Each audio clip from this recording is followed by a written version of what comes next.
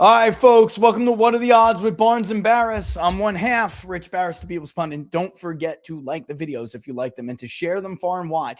Guess what I forgot to put in the description? The TikTok. I just got a TikTok. You're damn right. And I'll tell you why I did. We just did some research on social media usage where people, well, you know what? I don't want to get into it too much because it's not really a product for everybody. It's a product for certain people. And the fact of the matter is, I gotta put my own money where my mouth is. I mean, look, it's true that a lot of older people like to use Facebook, and a lot of older people like to use the tube and everything. And YouTube still is in a great place to reach people better than most.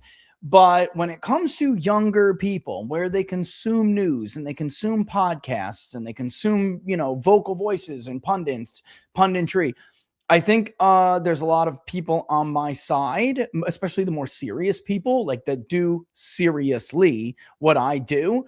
They don't realize that it's Instagram.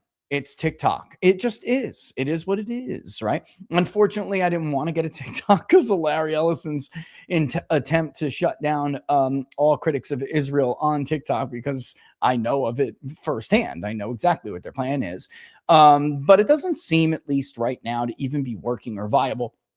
Plus, the ownership of other streaming platforms that shall not be named, has been tainted by other people on the same side of the debate. So, I mean, it is what it is, but I want to reach younger demographics. So People's.pundit, it's the first time I'm saying it on a show. Other people followed me. It was pretty cool. It was just like looking it up. And I see all your welcome messages, and I really appreciate it. I got some really hot shorts coming up for TikTok and Instagram really soon, which, of course, don't forget to follow Instagram. So Instagram and TikTok, I'm going to be doing a lot of shorts on YouTube. You get them already, so but you should definitely sign up if you don't already. It's peoples.pundit. And then on Instagram, of course, it's peoples_pundit. Of course, you can get Barnes and I both on locals. Mine is right there, peoplespundit.locals.com, peoplespundit.locals.com. And you can get Barnes at sportspicks.locals.com. We're 4 days away. 4 days away from the 1776 Law Center Conference, the annual conference. Speaking of which, Robert is here now, so I'm going to bring him in to talk about it. I think that's it, right, Robert? It's done deal, Dunsky, right? Or what's the situation? Yeah, there's, I think, like 3 tickets or 4 tickets left. Whoa! So if you're one of the last, so if you haven't got them yet, you can go to 1776lawcenter.com and snag tickets. If you're waiting to the last second, because it will probably close sometime tonight. I just had one of our favorite influencers text me and say, yo, man, that's going to be a packed house over in Chattanooga. You still got room for me? I'm like, I don't know, buddy. I'll talk to Barnes. We're always welcome to have you, but I don't know about altering and stuff. We'll see. But yeah, it's going to be fun. I'm looking forward to it a lot. This is wrapping up this poll that we're working on and a couple of other things in a couple days. Laura and I will head on over. Look. This is what I got to say, first and foremost, okay? Because last week we did a show. I don't know if you saw my appearance on Charlie Kirk today. I got a lot of messages about it. I went scorched earth. And I just did. I completely, not totally off the rails, but I like heard Charlie in my little brain saying, go Max, Rich, go Max. They screwed us. Go Max, Rich. Because I do, right up into the day he was shot. Remember that Charlie was one of our only allies, Robert. And while we successfully limited the military action that Trump took at the time, what you knew, what I knew, what Charlie knew is that this was still the wrong move, and it would ultimately lead to a kinetic war in the future anyway. Like that was going to be the opening act for a conflict that all of us knew, and a few of us, or at least a few of us were honest about it, knew would be deeply unpopular with the core group, especially millennial men and down, that we welcomed into MAGA and we need. And now I feel like I was watching in the poll before the peace poll that Trump shared.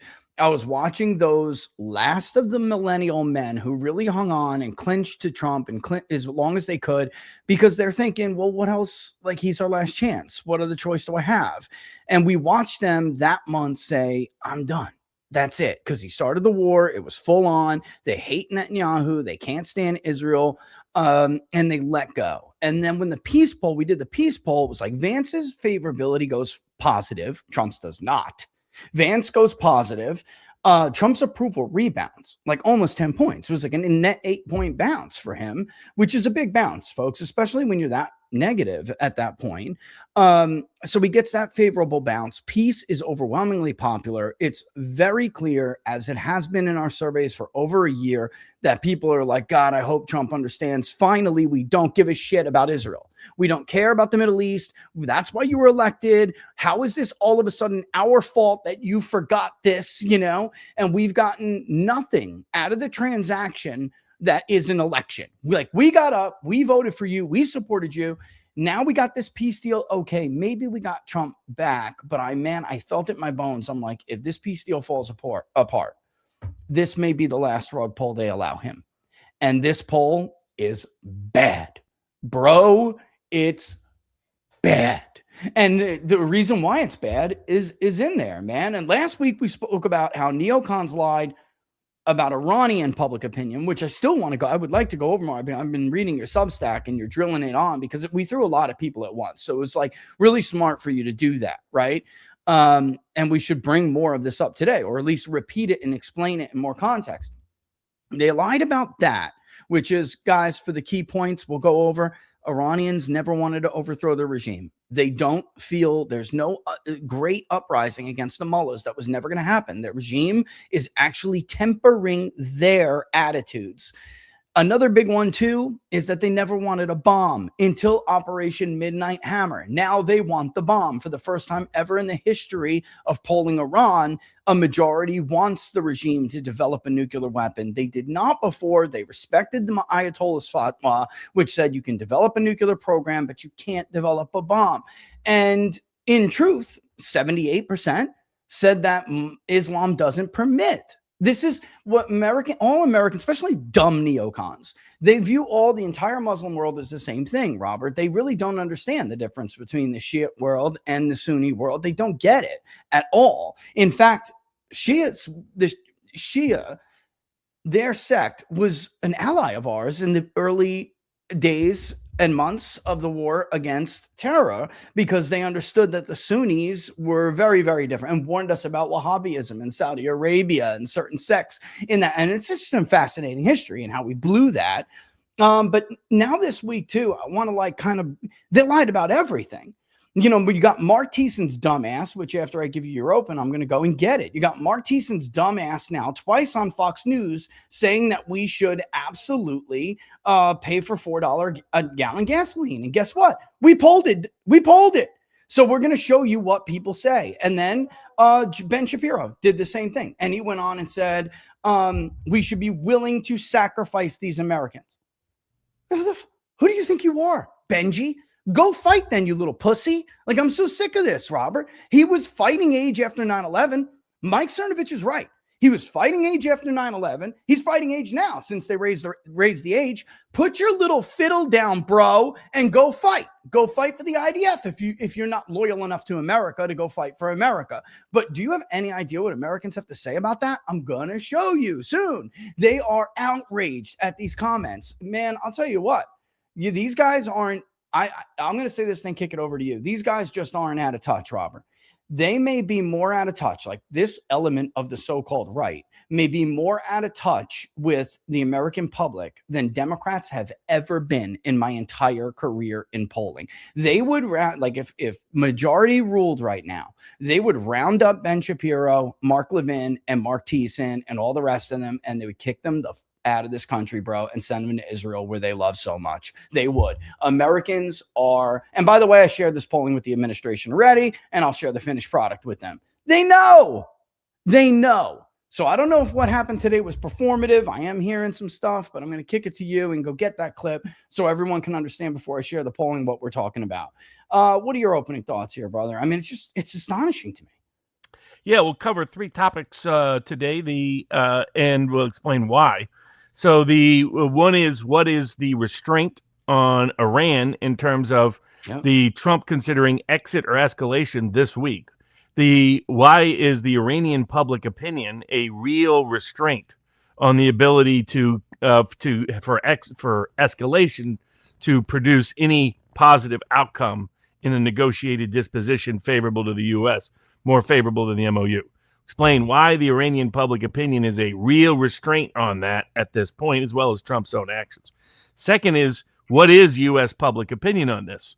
The U.S. public opinion is a restraint on what Trump can functionally get away with, and what the Republicans in the Senate and the people campaigning in the Senate should be looking at.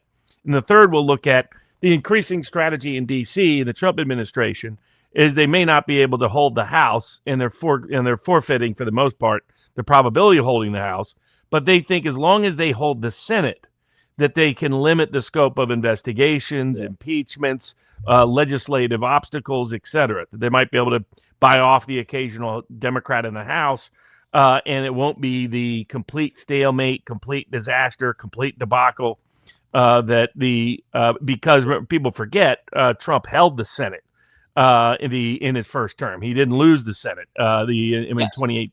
So he has never dealt with a situation where both the House and the Senate were aligned against him. And at a minimum, if the Senate's 50-50, you advance as a decisive vote. Even if it's 51-49, the assumption is they can get guys like Fetterman to flip over. People like Murkowski might not vote with the Democrats if it's really tight, depending on the circuit. If Collins is one of those people that's still there. So that's their belief and that belief is heavily based on what happens this week, because Bibi Netanyahu and Zelensky are coming. And this was why we warned about the fake praise of Lindsey Graham. Lindsey Graham was a man bathed in blood, and he needed to be condemned at the point of his death, not celebrated, not welcomed, not rewritten, not his story retold, because the point and purpose of that was what's happening this week. The goal this week is for Bibi Netanyahu, Zelensky, and the deep state, the neocon apparatus, to use the Lindsey Graham funeral to get Trump to exit, rather than exit, but to escalate against Iran, and ideally to actually combine it with escalation against Russia. That's why Ukraine is attacking Iranian ships in the Caspian Sea that they could have only attacked if MI6 or the CIA gave them the live intelligence to do it. That's why what happens this week is big, and a big part of what enters into that is what the Trump believes would happen if he escalates against Iran, and what he, in terms of Iranians' reaction, and what he thinks will happen in the U.S. as to the Senate. He understands the economic risk continues to rise. He understands that he has to either escalate dramatically or exit because of the diminution in our munitions. Both our ability to protect our troops and our bases in the Middle East is radically diminished because it's clear that Russia and or China is giving live time satellite feeds to the Iranian military. That's how they hit that Jordan. They knew what was happening in Jordan in live time. Before, they were hitting based on prior maps, based on 5-day-old photos. Not anymore. They're hitting in live time, which means we are very restrained in terms of our efficacy, because it's not like we're right on the border. I mean, we've got to do all these things to try to build up to do a major strike, or the ground incursions all the lunatics on Fox are proposing, which would be an even bigger debacle. So to understand that, for people that are in decision-making influence within the White House, people that are in decision-making influence because they're in campaigns that are going to influence the White House's decision on this, is to explain what is Iranian public opinion actually and how that restrains Iranian reaction. And to sum it up front, basically Iranian public opinion is so hostile to any further negotiations, and so now in favor of developing nuclear weapons and using the strait as leverage and retaliating and getting revenge rather than diplomacy, that any form of escalation will backfire. It will not create the result the president wants. The other is understanding U.S. public opinion, that already this war has cost him his second term. The question is how badly it cost him his second term. Does it cost him major investigations, major impeachments, a complete stalemate in the latter half of his second term, with a hostile, not only a democratically controlled House, but a democratically controlled Senate, with a bunch of would-be presidential candidates in that Democratic Senate, particularly Ossoff, who continues to surge. He's going to run, by the way. In a range of prediction markets. I mean, look at how he took apart Hegseth last week. Clearly, whoever is his political staff in his campaign and his political staff on the Hill has turned up that robot into something that looks like a credible left populist. I think he's using the left-wing me. Yeah, he's doing it very effectively. He's a very smart guy. And if you've got a Democratic Senate, they're going to grandstand all they can to destroy and wreck Trump. So and we'll explain why Seth Keshel and other people's analysis of the Senate would be accurate if we were in a very different electoral environment. If this was 2018, if this was any of the prior cycles that didn't have key factors here. But right now, the Iran war is the tipping factor because of its impact politically, as Richard will go through in the latest public opinion data, and because it also impacts the economic conditions globally, which, I mean, they just the dumb decision to get Saudis to go restart the war with the Houthis. And now the Houthis have taken out critical refinery facilities. We have a refinement. Like crude oil, they can manipulate in the paper markets, but it's much more difficult to manipulate the refined products. There's limited refined capacity. Russia's not exporting a bunch of refined products. China's not exporting a bunch of refined products. Why? Because they have shortages that matter at the pump, and that's what goes into the diesel price here at home. That's what goes into the gasoline price here at home. And the Houthis taking that out. That's 7 million barrels of refinement off the table for potentially, according to current estimates, at least 4 months. And that was all the way through the midterms. So the president needs to understand, and the people around the president need to understand, and the people that have a political stake in the outcome of the midterms need to understand what is the likely outcome. And for that, understanding public opinion in Iran, understanding public opinion in the United States, and understanding the history of the Senate when these kind of issues are present in the election are critical to making the best decision. Yeah, let's start with a recap of Iran. All right, because I did just grab a couple of other things too that I wanted to bring, but just so everybody understands, this is, and I am going to do this because once Charlie was killed, all of these neocon grifters who were cast out of MAGA and cast out of not only that, but they just lost influence with the public so badly in the Trump era, because when Trump came along, he made even Charlie, by the way, understand that, damn, this guy's right. This is who did this to us. This is why this is who made the bad decisions. This is why they were bad decisions. And he called it at the time common sense conservatism. He's like, I'm not a neocon. I'm not this. I'm not that. And he always called neocons dummies. I got countless notes of like people tweeting stuff that I defended him with, these very neocons that he's listening to right now. And he would write like notes, Robert, like, thanks, Rich. That guy's he's got a bad, he's like, that guy's a rhino, a beep, rhino, including some of these guys who hit me on Twitter all day. If I didn't respect the president's privacy, and of course you don't do that, I would love to put some of these up so I could show them what the president really thinks of them. All right, but yet you can't discount, or you can't look away from the fact that Trump ultimately has to make these decisions himself, right? And one of the things that they lied to him about, and we went over this last week, and we have to recap this, is that the president and the White House really were waiting for this uprising, Robert. He was told that, you remember he said, if you guys do this, I'm with you. And they came to him and they said, Mr. President, you promised the Iranian people that if they rose up, that you would do what you would have their back, and that you would give the military the order to give for military strikes that would topple the regime, or at least give them a chance to topple the regime. They all are with you. They're all ready to throw off the mullahs, and that's just simply false. That's simply not true. And they used CIA back polling, which I just absolutely torched on the Charlie Kirk show earlier this week.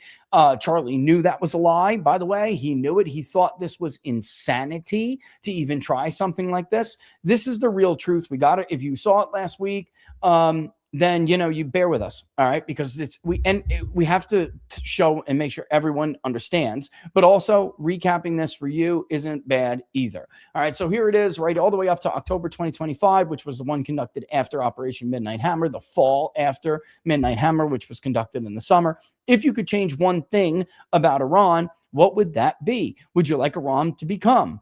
Guys, the percentage of Iranians who said more democratic and free has fallen since March of 2023 from 12.8% to post-Operation Midnight Hammer 5.1.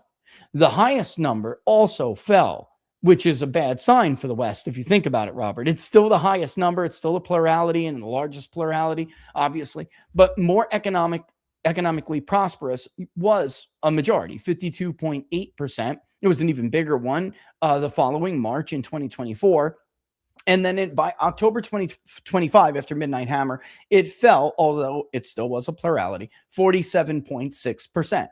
More stable and orderly has been around 16, 17, reached a high at 19. It came in most recently 17%. More safe and secure increased. And it's not because they're afraid of the mullahs. It's why. Look at when it increased. It increased after the Israelis started to pursue their policy post the Hamas attack in their country, which many, even people who have defended Israel, believe to have been a gross overreaction. All right. Committing a genocide is not a legitimate response to being attacked. Many countries have been attacked in the modern nation state era, and they have not led to genocides. Others have, sure, in third world shitholes, run by dictators and totalitarians, not by the Western world. But then again, that's an entirely different debate. That's probably because Israel is not part of the Western world, but we can get into that another day. Other is 2% and has been 1 to 2%. My point is, or 1 to 3, but it's 2 in the latest. My point is, Robert, this claim that Mark Levin and Ben Shapiro and Dave Rubin and how many others, like countless other neocons who are very clearly ethno-religious supremacists, by the way, let's just call it what it is. And then the neocons like Mark Thiessen, this was not true. And in fact, guys, you could do a quick search right now and you will see Gallup didn't show that it was true. Pew Research didn't show that it was true. The University of Maryland, who has probably the longest track record on the pertinent questions we're talking about here, didn't show it was true. They pushed this firm, Gammon, Gaman, which is a CIA-tied, USAID-tied, deep state, nation state building, neocon war whore, think tank tied, fake polling firm, which has been outed now as a CIA part of a key element of a CIA operation to convince the West that there is this anti-regime, more secular element of the public that is a growing majority, and they want the mullahs gone, and they live under what they perceive to be tyranny. It's not true, Robert. It's not true. Yeah, the degree to which there was such a population in Iran, they left a long time ago, left after the fall of the Shah in the 80s. And what you have and what you could see from this was once there were kinetic attacks on Iran, you could see the reaction on the public opinion. The first, the Israeli attacks in October of 2024, then the U.S. attacks in the summer of 2025.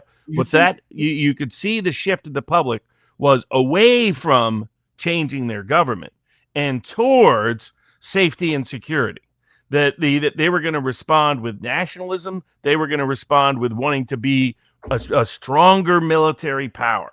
So, and you can assume, very based on this trend in the data, that now, if they did a survey, it's going to be massively shifted. And there's people that have been on the ground there, Western investigative reporters and journalists and commentators that have heard it all the way through the massive funeral gathering, the biggest single event gathering in the history of humanity for the death of the Ayatollah and his 4-year-old granddaughter. It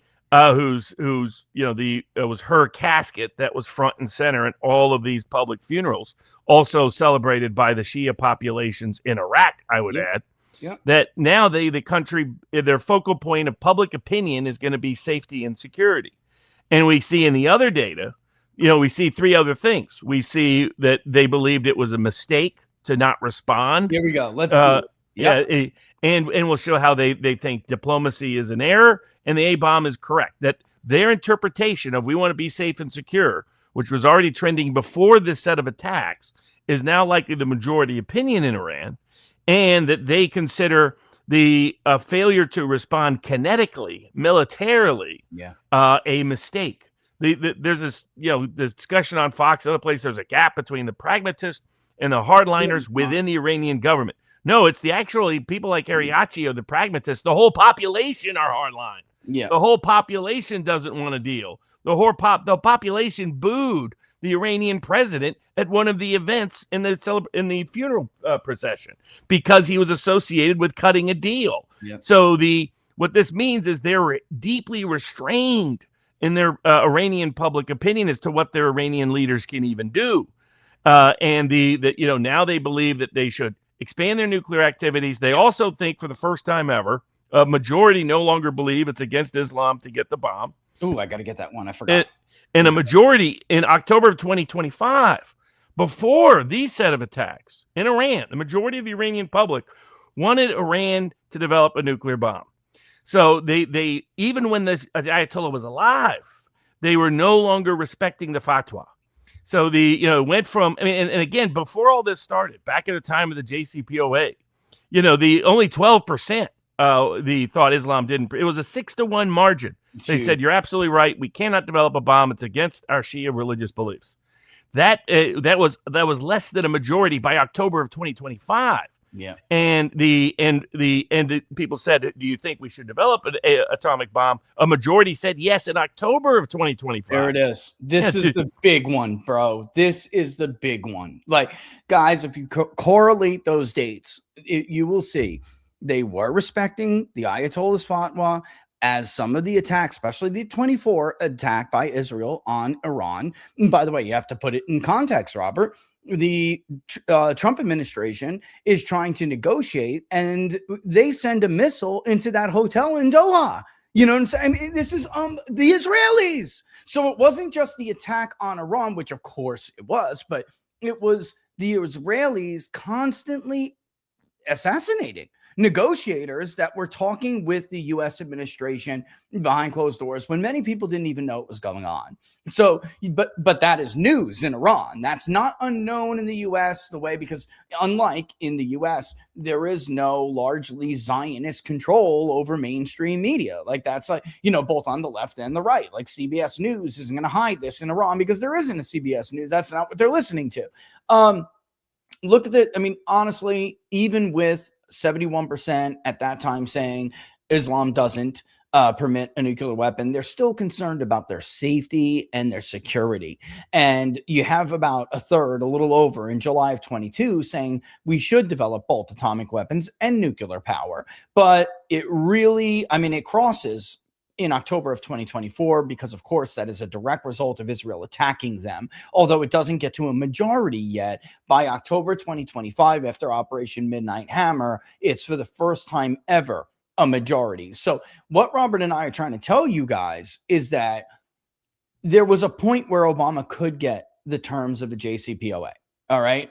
And Trump got rid of it. I got to tell you, I didn't even support it back then. But then again, I didn't understand this as much as I understand this now.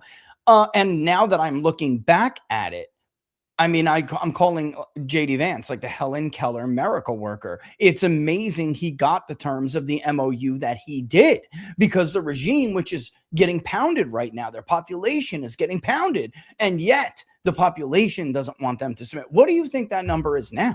Exactly. When you look at this trend, you can like if they did a survey now, it is likely by 2-1 margins. The Iranian public wants them to develop a nuclear bomb. So what that means is they don't want diplomacy. They want a kinetic response. They want a nuclear bomb because they see it as the key to their safety and security and deterrence, which is now likely the top issue in the Iranian public, which is what everybody heard when they were there on the ground because the Iranian government invited in a bunch of Western commentators and journalists to cover, and which that should tell you right away, okay, if the public is against what they're doing, you're not going to invite a bunch of Western journalists in to just wander wherever they want and talk to whomever they want. The fact, I mean, they were inviting CBS, NBC, other people in. It's because they know this. They're confident that when those journalists walk around, they're not going to find support for their stupid, phony little narrative. Maybe you can try, but it's going to be harder than ever. Here's another thing that I think is important, guys. This is October 2025 after Operation Midnight Hammer. You have to understand that you were duped. A lot of Trump supporters were being fed lies from the White House before Operation Midnight Hammer. But again, Charlie knew, I know Poso had an inkling, and you knew, obviously, but the Iranians, without any connection to the Western world, understood that Trump was buying time and just being full of shit. Pardon my French. He wasn't negotiating in good faith, which we now find out he really wasn't. All right. He always had something on his mind. Thank God for Charlie, because he was effective in a way that many of us just couldn't be. Even me, as a public opinion pollster, just saying, like, look, this is the data. This is how you put together your coalition. If you do this, a 30-year coalition is gone. Again, it may be the biggest tweet I've ever had. It got covered by every major media outlet. I said, if Trump pulls the trigger, kiss the Republican majorities goodbye, and MAGA is dead. And it got covered by every major media outlet. Trump's favorite pollster warns him not to attack Iran. And guess who didn't cover it? Fox News. Fox News was everybody else covered it, Robert, except for Fox News. Yeah, so this was basically overwhelmingly by October of 2025. Yeah, the Iranian public had lost all confidence in Trump's ability or intent, good faith intent to negotiate a deal. They saw him as a liar, as a fraud, as someone who was just preparing to, to destroy them by 75 to 21 margins. And that's much worse now. After that, we did the MOU under much complaint in Iran that deal was signed, and then Trump rug pulled it again. So now that to the degree Trump thinks he can just go back to the MOU, that's not going to happen. To the degree he thinks he can escalate to get them to agree to the MOU or more limited terms, that's not going to happen.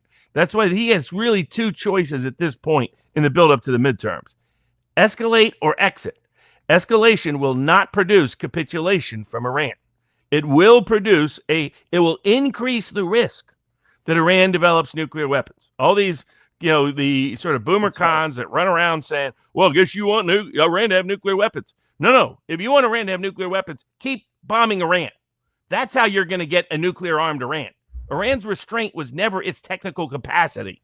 Iran's restraint was its religious imposition and its public opinion supporting that religious imposition. It no longer is present. The Ayatollah that issued that fatwa, we murdered. The actual moderates of the Iranian regime, we murdered. Yeah, these are much hardliner groups that, even if they wanted to be, they are now publicly restrained. They cannot go back to the MOU. They cannot go back to anything that looks like it. They have to focus on the safety and security of their public, which is demanding they have deterrence. The best way you can prevent Iran from developing nuclear weapons is to exit this conflict, not escalate this conflict.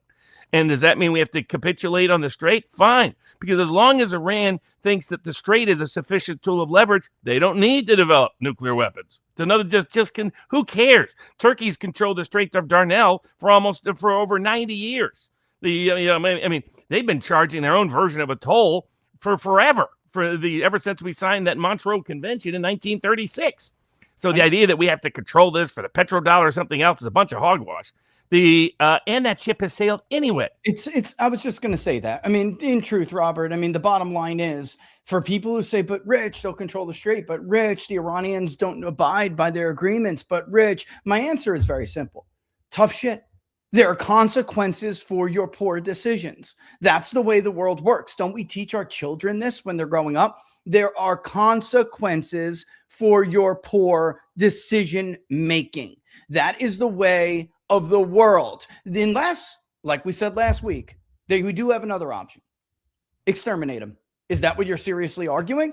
I mean, it's just, and by the way, there are people doing it. Mark Levin, I'm not even putting that crazy son of a bitch's tweet up. He literally implied that Israel, if we leave them to fend for themselves, that Israel will use nuclear weapons. It's right there. Go look at Glenn Greenwald commenting on it. He's crazy, but those are your only two choices. It's unfortunate, folks, but guess what? The Strait was open before the Trump administration and the neocons decided to start this foolish, stupid war. It is what it is. In a minute, we'll get into American public opinion. You don't have the strength to do this. You don't. And that's so escalation cannot achieve what you want in terms of Iran because of Iranian public opinion wanting safety and security and seeing their safety and security in deterrence and seeing their safety and security and fighting back and seeing their safety and security and controlling the Strait and developing nuclear weapons. That's where they are at. You're not going to change that. You had an opportunity. Vance did an exceptional deal because he recognized the strength of Iranian desire to improve economic prosperity, and he was able to convince the Iranian leadership that Trump would deliver. Trump didn't deliver. He rug pulled it quickly. They're never going to go back to it since they distrusted Trump already before this war started. Now that's why you got posters everywhere of Trump, revenge against Trump. You see these? He's persona non grata. The getting another deal is not practical and not achievable. Getting the capitulation is absolutely not practicable or achievable. It means escalation because of Iranian public opinion is not going to produce the outcome Trump wants. Now we should flip to the other side. The other problem with escalation is the utter disaster it will continue to pose to U.S. public opinion, to the Republican hopes to hold the Senate in the upcoming fall, which people like Seth and others are just pretending don't exist. This is the problem. I mean, aside from we have the Epstein scandal, which is a major problem, but the perception that he has abandoned a lot of his core promises to big parts of his base is already a big problem. But this can put it over the edge into nightmare scenario where you get 50. Not only you lose the Senate, but you lose it badly. You not only lose the House, but you lose it badly. As people have been doing the analysis, Democrats can win more House seats in this cycle than they did in 2018 with the same margins because that analysis has been done. So it's how bad do you lose the House, and especially do you lose the Senate? How badly do you lose the Senate? Because again, if Collins goes down, Murkowski flips sides, and if you are at 52, 53, 54, 55, then Fetterman's vote doesn't matter. And Fetterman likely will play ball with the Democrats in that context anyway. So all of a sudden Trump faces something he hasn't faced, which is an overtly, openly, publicly hostile Senate with a bunch of would-be presidential candidates who will crush any legislative agenda he could possibly hope for and will subject him to interrogation, investigation, and impeachment one after the other until they get his head on a public stake. And that's what's at risk. If the Trump president goes back in, they still have a chance to limit it's very close in a lot of these Senate seats. They still have a chance if they can get out because Iran is unique at the issue it presents in terms of a sense of betrayal in his base and because of the economic consequences. In other words, if you know Iran is not going to capitulate, that means they're going to resist. And if they resist, what does that mean? It means oil and gas prices higher, helium going into semiconductor prices higher. It means the fertilizer that's unavailable for the global world, which is going to impact sooner or later, even in U.S. markets. It means the gas price at the pump is higher. It means the diesel price that goes into literally everything because it's our key mechanism of shipping goods across the country goes higher. So it means everything gets more expensive on one of his big issues. He might want to call it a hoax. I guess he forgot he ran on it in 2024 about affordability. I'm going to get your gas lower than $3. I'm going to get your food prices down. I'm going to make life affordable again, like I did in the first term pre-COVID. And all of that is because escalation brings the economic problems, not just the direct political problems, indirect political problems. If he goes back in and escalates this week, which is they're planning on using Graham's funeral for this precise purpose. That's why they're making a big deal of Graham's funeral, putting it in D.C. That's why they were retelling that narrative about Graham and the buildup after his death. He was really a great patriot, really a good American.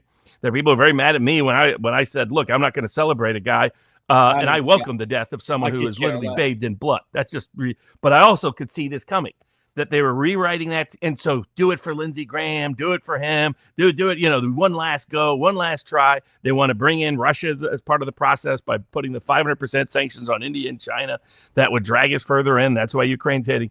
So that's why it's so consequential. And the U.S. public opinion is not behind any degree of escalation at all. They want exit. They want exit now. And that includes Trump's own voter base.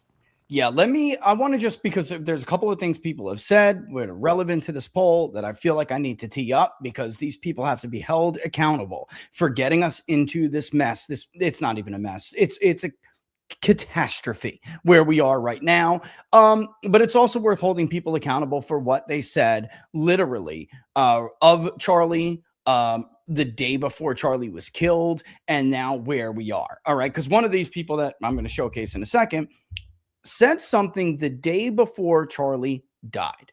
And he said it on the show died. The day before Charlie was murdered in broad daylight, he said something on Mark Levin's show on Life, Liberty, and Levin. And I want to play it now because this is a guy who's arguing that Americans should basically shut up, Goyslop, shut up and suck up the deaths. Like, you should be willing to sacrifice your young men and your young women for my favorite country. Like, even though this was incredibly stupid of you to do it. And there's a reason why.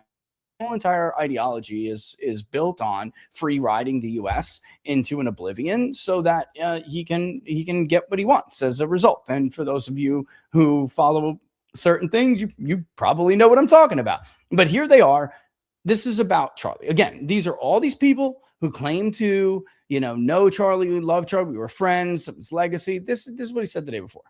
Do you think there's enough of an effort to push back? I find that conservative groups and conservative organizations that have these weekend events and these seminars, whether they're for young people or think tanks or that sort of thing, they sort of sprinkle these events with these kooks.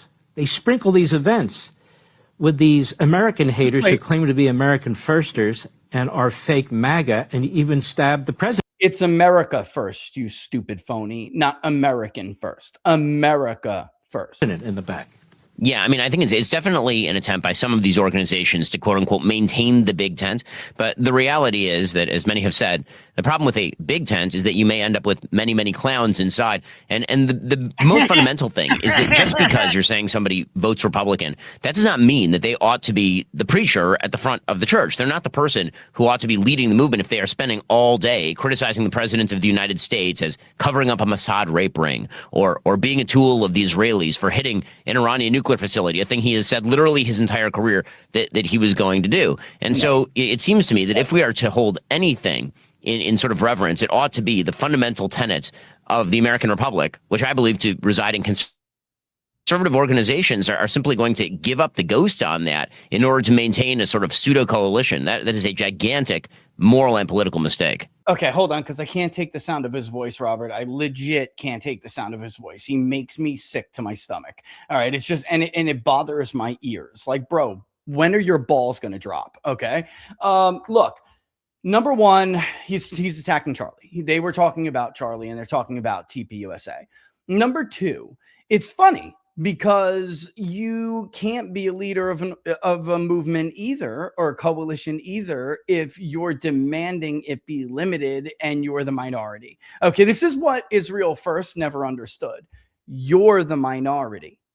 We're letting you into our tent.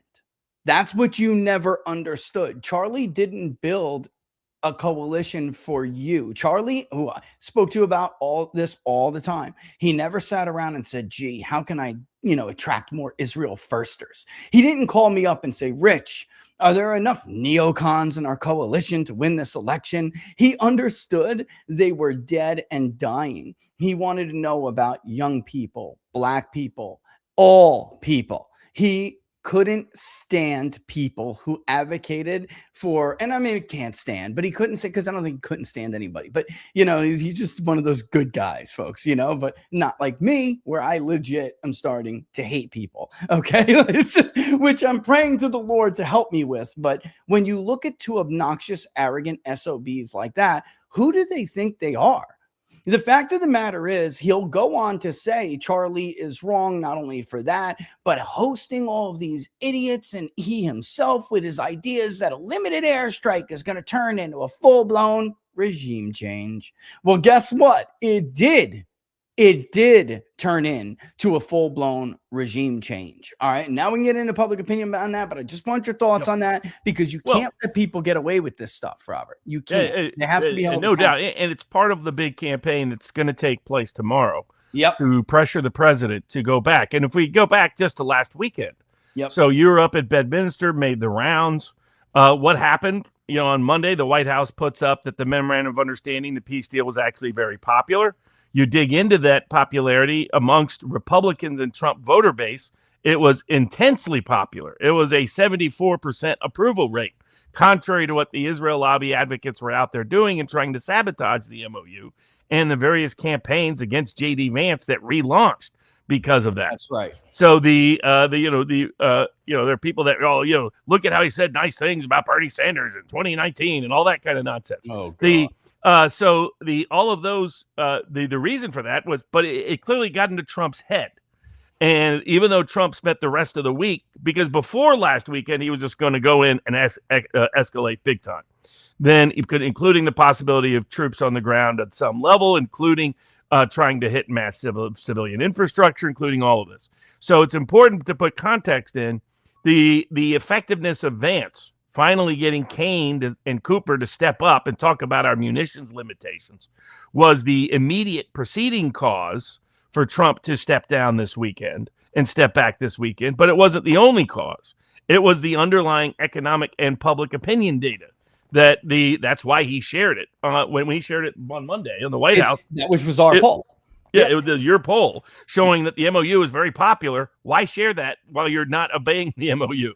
Unless you're thinking, maybe I should just go back to it. That's part of the reason for this show, is to remind those people in decision-making areas of influence that you can't escalate successfully to get Iran to change based on Iranian public opinion. But you're also at a disastrous. The MOU was intensely popular, especially with the Republican and Trump base, and then. Now look at where the survey data is since he went back in, and how it's basically pulling the floor out, and they're on the verge of rebranding the Republican Party back to something that was like Bush 06, but worse. I think honestly, I got to say, Robert, I think we're there. I think Tucker and Elon. And people ask me, it's maybe the number one question I get. Like, Rich, is it time for a third party? It may be the number one question I get. The brand damage is so bad. I'm on the verge of saying it's permanent, and Tucker and Elon are right. And the Republican Party needs to be destroyed, even if it requires running somebody who won't win, but will take more than Ross Perot did, like in the 30s. And then leave Republicans with like 15% if they're lucky. And yes, it will lead likely, almost certainly, to a Democratic president. But you're going to lose anyway at this point. And I'll show you guys what I'm talking about. And I'll give you a bit of a spoiler already. MAGA single digits. The actual percentage of people who say I'm still MAGA doesn't look anything like it did in November 2024 as far as who says it. And the percentage is in single digits. And the reason why is because we'll ask whether you're America First or MAGA if you're a Republican. And then we'll split off and say, okay, which one is it? America First drills MAGA. MAGA is basically 40. Okay. Republicans are now down to 30% after winning in November 2024 with 40% party ID. 40% of the electorate said, I'm a Republican. Half of that said that they were America First or MAGA. All right. Now it's 30% of that. I think traditional Republican is going to beat them this month, Robert. It isn't over yet, but it's about 45%. So 45% of 30% is what, guys? It's about 13, roughly ballpark. All right. We'll round here for the sake of argument. And among that, America First MAGA being 45% of 30, so 13, only about 40 or 45% say that they're actually MAGA still. All right. So That's 5.85%. Okay, just so everybody understands. America First is about 7.2. You put them together, it's about 13%, you know? That's abysmal. That is down almost half. I mean, that's a shrinkage of 33% almost, because it was 20. All right, so it was half of 40. So now this is where we're at. It's a gross destruction of a coalition, but we shouldn't be surprised, because that's what neocons do. They don't build anything. They don't create anything. Their ideology worships destruction. They are called nation builders, but have you ever actually seen them successfully nation build anywhere for anybody? No. They destroy nations. They destroy the human lives that make up those nations. They destroy, not most importantly, but it matters, because you can't do anything for those people if you don't win, right? And you don't affect good policy. They destroy coalitions. I've had entire shows on the history of neoconservatism. It's why they've been excommunicated from the Democratic Party, because they were Democrats, by the way. They were big government statist communists. Billy Crystal's daddy was a Trotskyite. That's who Mark Levin worshiped. That's who Bill Crystal worshiped. That's who Charles Krauthammer and George Will, that's who these guys worshiped. And he acts like he was some bigwig in the Justice Department in the Reagan administration. He was a nobody at the Justice Department, and Ronald Reagan let him in because Ronald Reagan believed, like Charlie, in a big tent. He didn't give them the power, but he believed in big tent politics, unlike Ben Shapiro and unlike Mark Levin, which is why the last time we saw a presidential election get ended as quickly as Donald Trump ended Kamala Harris was when they ran their guy Mitt Romney in 2012, and we were all home at 11:30 because it was over so quickly. All right, now let's look at this. And before I give people some historical context of this. So when you see MAGA self-identified MAGA Republicans have high approval of Trump, or the Republican Party has high approval, it's because his base has shrunk so much. Okay. You know, it's the people that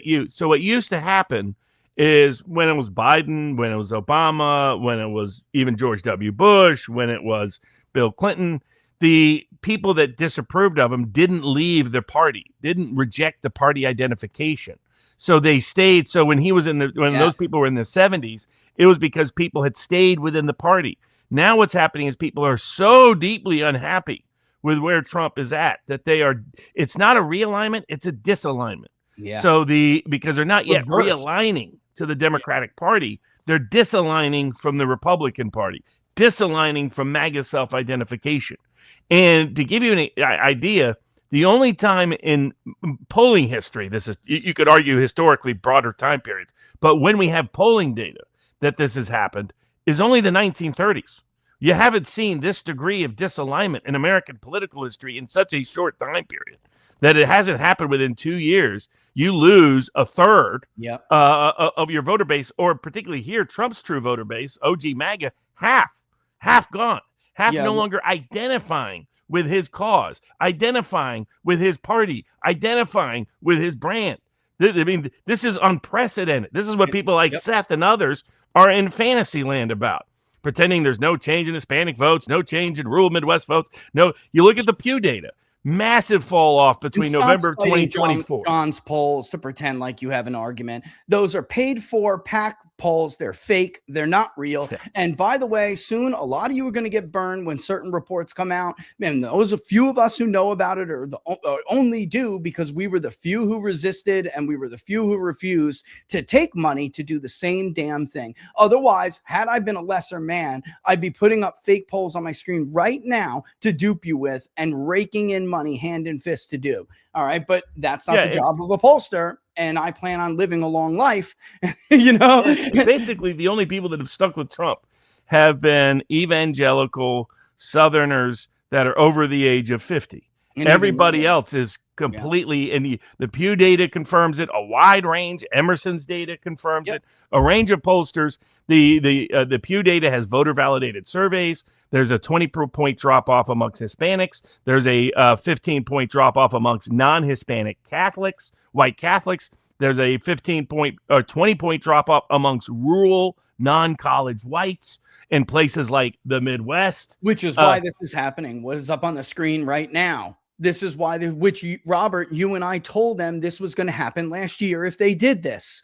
And just so people don't understand what this is, interactive polls, he put up a series. I just grabbed one. He put up a series of tweets basically summarizing a Washington Post report, which also mirrors a Reuters report that came out not long ago in Iowa. They've been tracking a certain group of Trump voters in Iowa.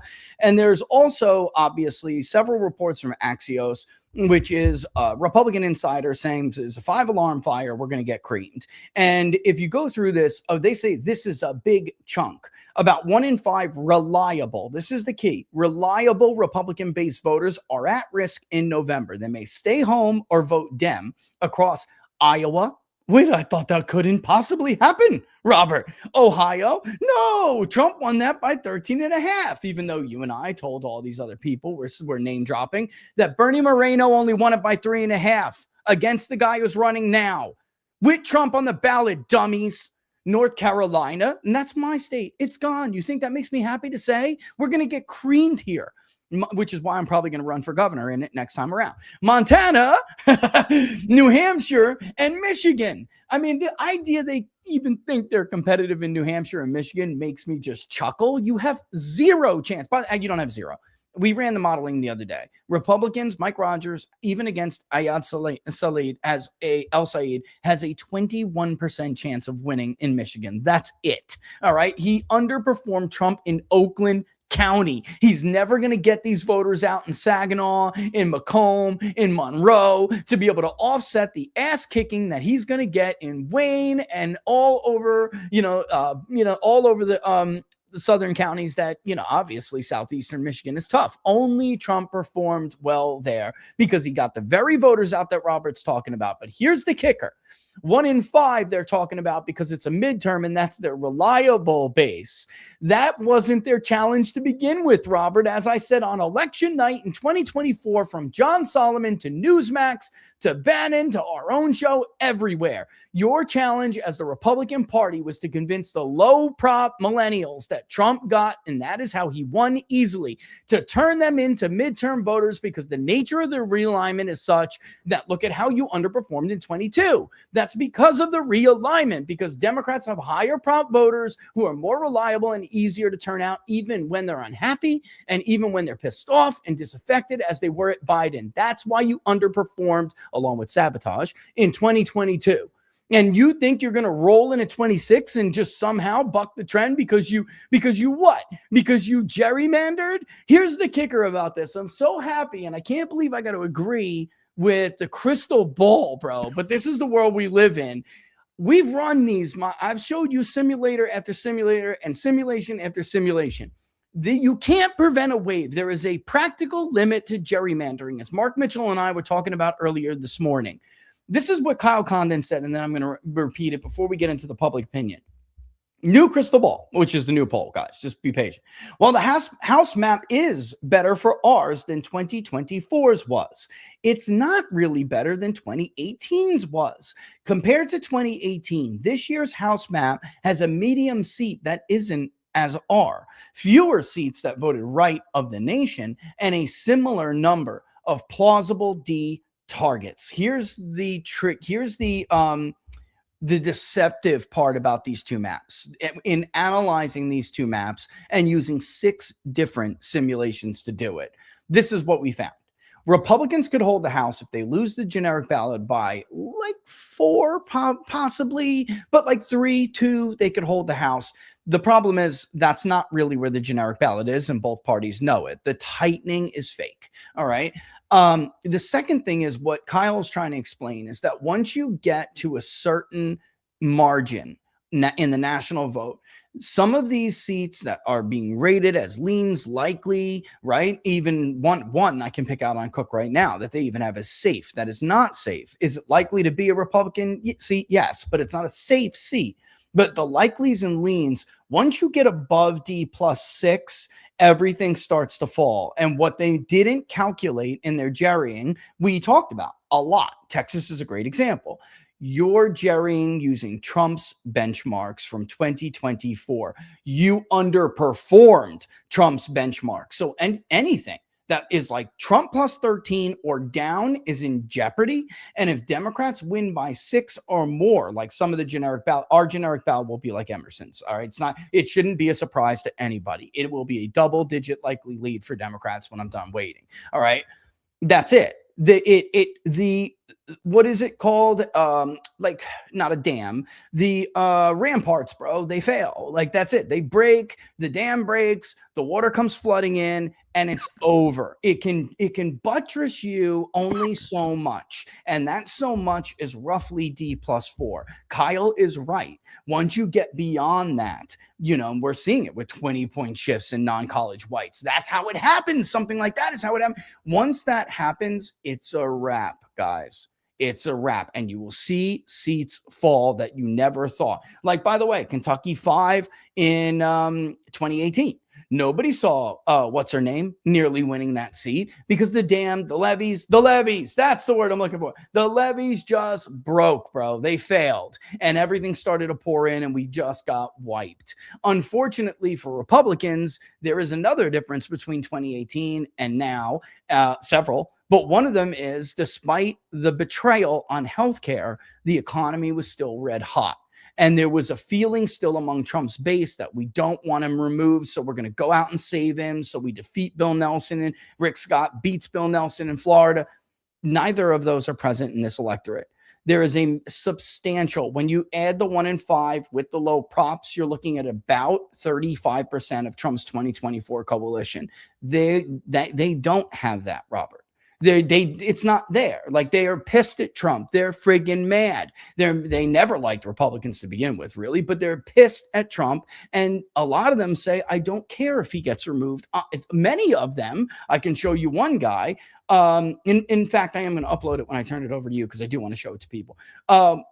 Some flatly say, I don't know, I think I might vote Democrat because I want him removed. Like, we never heard this in 18. This was not something that was prevalent. And again, the economy sucks now compared to 18 when it was red hot. And there's a perception that the administration doesn't give a beep, so like, this is what these other guys aren't understanding. And I'm just going to get that clip and then play this idiot. Oh, I can wait for the idiot until we get to that question. But yeah, what do you have to add to that before I grab this? Because I want to show this to you. Yeah, so there's two different factors. One is that the 2026 map from a House perspective is worse than the 2018 map. And similarly with the Senate, it is not nearly as invulnerable because of where these seats are. Yeah. So they're perceived as very pro-Trump suites. But, like, for example, let's say you only had D+6. You had an 8-point reversal, give or take, from where Pew was, from where Trump's 2024 vote was. Yeah. The problem is that, aside from what Richard's mentioning, the turnout problem, that a lot of that will disproportionately favor high-propensity Democrats against low-propensity Republicans, and the base disalignment, is that it's not going to be even. You're not going to see every district swing 8 points. The older conservative evangelical seats, the Mormon seats, a lot of those might not budge much at all. That's right. But the the heavily Hispanic seats in Florida, in Texas, in Arizona, in Nevada, in parts of Georgia, where we've seen a lot of the older population die. There's no nice way to say it, guys. Yeah, correct. The 65 plus category in 2018 doesn't look anything like the 65 plus. Oh no, the silent generation is mostly gone, and they actually held up some Republican support in 2018. And so if you look at you're going to have and then it's the Hispanic vote, young black male vote, and the rural, which is going to impact the South in places like North Carolina and Georgia, in parts of Florida and other seats. And then you're gonna get really hammered amongst the rural and industrial Midwest. That's where he's also falling off amongst non-Hispanic and Hispanic Catholics, but non-Hispanic Catholics as well. And so that's concentrated in the industrial Midwest. And then the rural areas. And it's rural voters who either identify as Catholic or identify as nothing in particular. In other words, they're religious, but they don't identify with the church. Those groups, the drop off from 2024 is double digits or up to 20 plus points. And so what does that mean? It means in places like Iowa, you're going to have bigger swings. In places like Ohio, in Michigan, in Wisconsin, in Pennsylvania, in places like northern Maine, where they still think LePage can hold on. And I get why, he's been popular up there in the past. But I think Paul, but what happens is, like, I remember one of my first ever election cycles was 1994. And I knew Senator Jim Sasser, knew his son in Tennessee. He was an old school, moderate to left-leaning Democratic populist. He had won with ease in 1988, a year where Poppy Bush swept Tennessee by huge margins. Sasser still won with ease. He was much more well-liked than Bill Frist, who he was running against in 1994, who was kind of an elite prick from the Belle Meade, literally the richest area in the whole state was where the guy was from. So on paper, I remember talking to local Democrats, like, Sasser's not going to lose to that guy. And then Sasser got crushed. That's what happens when you get these sort of, 94 was a disalignment election where a bunch of old school ancestral evangelical Democrats in the South and the border South bolted a down ballot to vote Republican.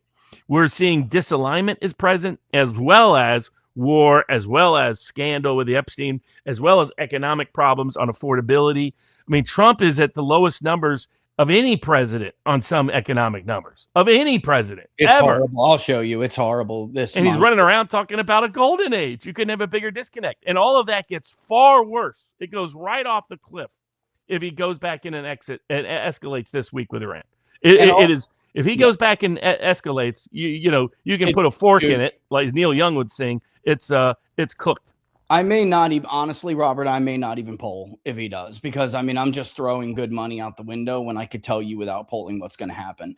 What I'm showing here, guys, is important because this is showing you that Republican coalition was getting less young as time was going on until Trump came around, even though they were making some inroads with certain voters, which is in the same study I pulled this from. But overall, again, 30 to 49 is a millennial overlap generation. It's really 30 to 45 now, but it's a millennial overlap. You'll see that Republicans, once upon a time, as Andrew said earlier in my interview today, it was generally a swing vote until Republicans threw it away with stupidity like they did this time. And then Trump came around and won them back and got a good amount of low props that quit the electorate to come out and support him. Those are the voters they needed to target and marry like they were chasing skirt, bro. Like, should have been their number one priority. Like a teenage boy chasing skirt. They should have been chasing and not just chasing, but like, wooing these voters, catering to them, not the stupid Ben Shapiro's of the world and the dumb Martisans who represent what you're seeing right there, an older dying block. It's not even a coalition itself, a dying voting block that is actually getting more Democratic. Look, older voters are getting more Democratic because as more boomer twos phase out, and they are because they're as old as 80, as they more phase out, boomer ones, boomer twos, which is the Jones boomer, it's a much more liberal boomer, it phases in and becomes the higher propensity vote, the highest propensity vote. And this is why Trump actually did worse in 24 with 65 plus than he did in 2020. He won by winning more millennials and down. And yes, of course, you romp with Gen Z.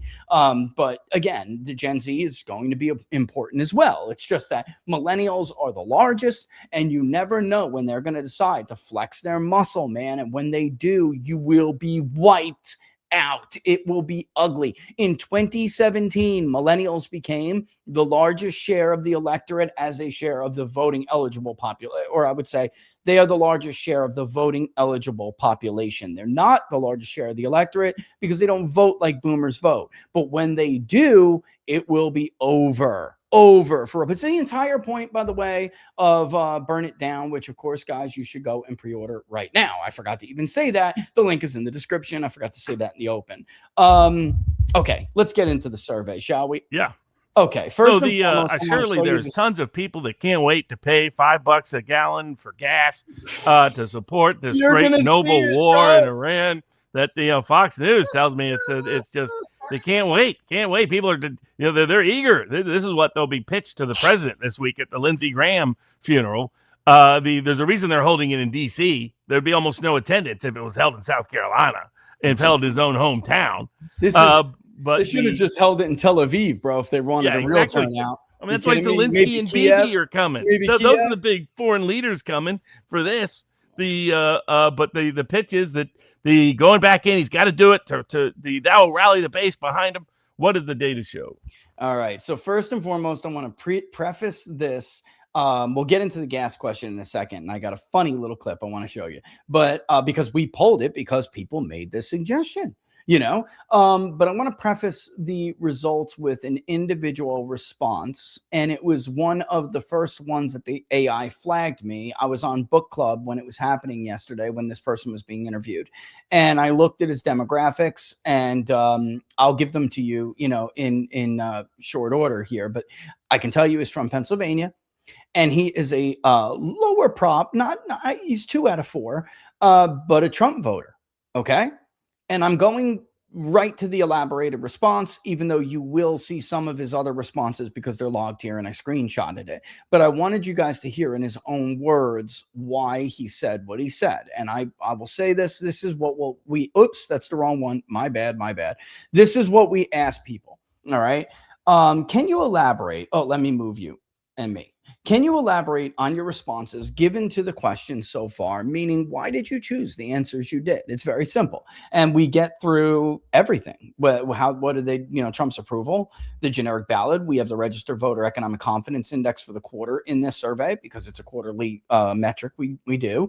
And then, of course, the Iran situation and foreign wars in the Middle East. You can see that section there as well. Let's go through this first. Do you support or oppose reopening negotiations to the Iran war? There is prompts. I probably should read those prompts so I don't get any shit from people about how they think a question is.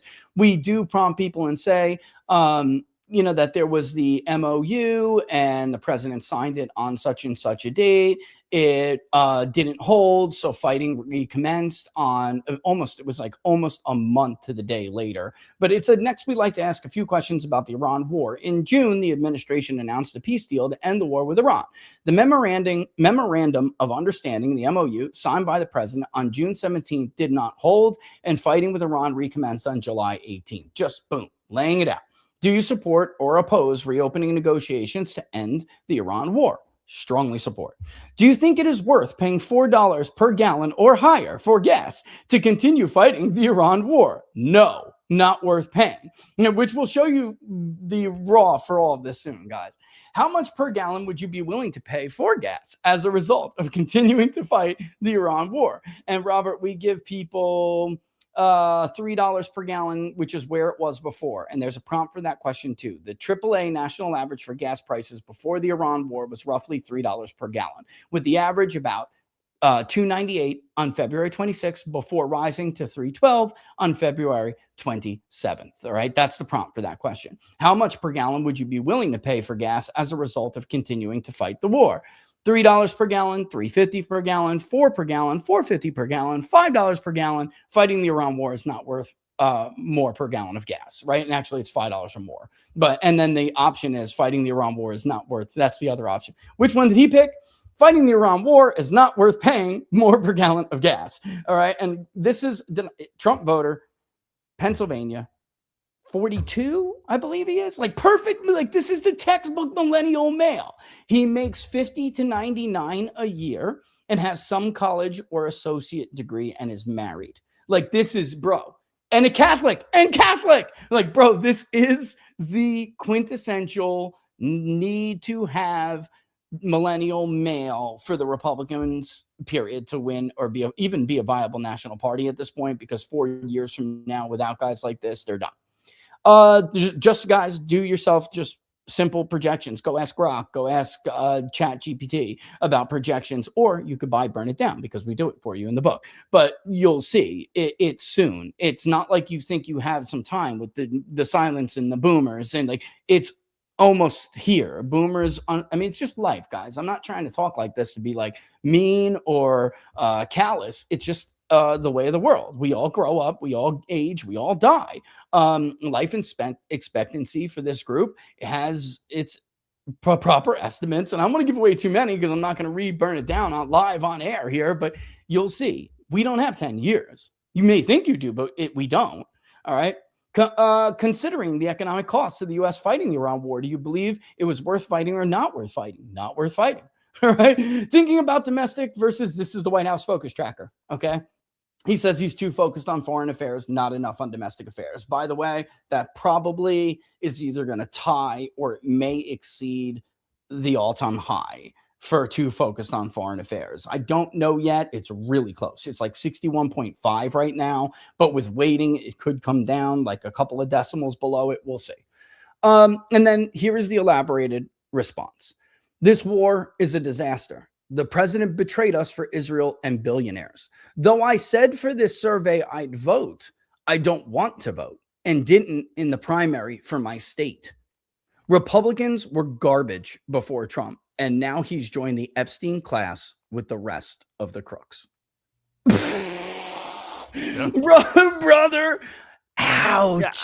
This was collected as I'm on book club last night, and I'm like, oh my God. So I grab it and I show it everybody on book club. I showed a certain OG MAGA congressman who's no longer in Congress, and he's like, oh, yikes, we're fucked. You know, because he gets, he's one of those guys, like the rare guys who gets it. You know what I mean? And this is, dude, what do you say to that? Nothing. Yeah. I mean, it's the problem that is faced. And I assume that the data confirms the same, that people aren't willing to pay more gas at the pump for this, want this to be over, are very unhappy that it's continuing, and that overwhelmingly the American people want him to exit, not escalate this conflict. Okay. Here it is. Here's the, is it the most recent? We do have some more, but if I refresh it, it'll take time to aggregate them, but it's not going to be much different, guys. It's been about this. It went up since I spoke to Andrew earlier in the interview on the Charlie Kirk show. Do you support or oppose reopening negotiations to end the Iran war? Folks, unsure has more than opposition. Okay. Strongly support is 42%. Somewhat support is 25%. 67, about 66, a supermajority of the country just want the war to end. And they don't care about the terms of the MOU. They don't give a shit. Nobody cares. And that's it. And that rebuts, like, I know, like Dr. Pape, who, you know, is escalation trap, is a lot of good geopolitical work. But there's a range of people I hear out there saying that, oh, Trump needs to deliver something for his base out of the war. He needs to get something. It's something he can point to as a positive achievement. No, he doesn't. He needs to get out. That's what his base wants. His base doesn't care about what trophy he declares from the war. Yep. They don't need a trophy from the war. The trophy they want is the end of the war. And that's it. And that anybody out there thinking that his base wants him to keep going, that his base needs some sort of victory. His ego might want a victory, but his base doesn't care. The American people just want this to be done, over with, finished, end, gone, finito. Amen. The fact is, Robert, that what's left of his base, MAGA base, that says they support the war and want to fight, they'll do anything anyway. They're a small percentage, number one. Number two, they'll do, if he declares victory tomorrow, and gets the shittiest deal alive, they won't care what Mark Levin says. It just doesn't matter. And anyway, you can't continue to pander to I understood what he was doing the first administration because he held on to his base the first time. What he doesn't understand this time is that he has thoroughly cracked and regressed, shrunk, and transformed his base into a group of people who couldn't stand him anyway. So like the very few that remain that would say, well, it was always MAGA and I support this, they'll listen to whatever Trump says. That's what I'm saying. It's the other people that you got to worry about. Before I get into the gas question, I just want to play something real quick because this inspired the gas question. Okay. It's not long, so bear with me for a second, guys, while I play this moron on Fox News. I don't agree with the premise because the idea that, if we destabilize the regime, there could be terrorism. Iran has been carrying out terrorism against spreading terror. Until 9/11, they'd killed more Americans than any terrorist regime in the world.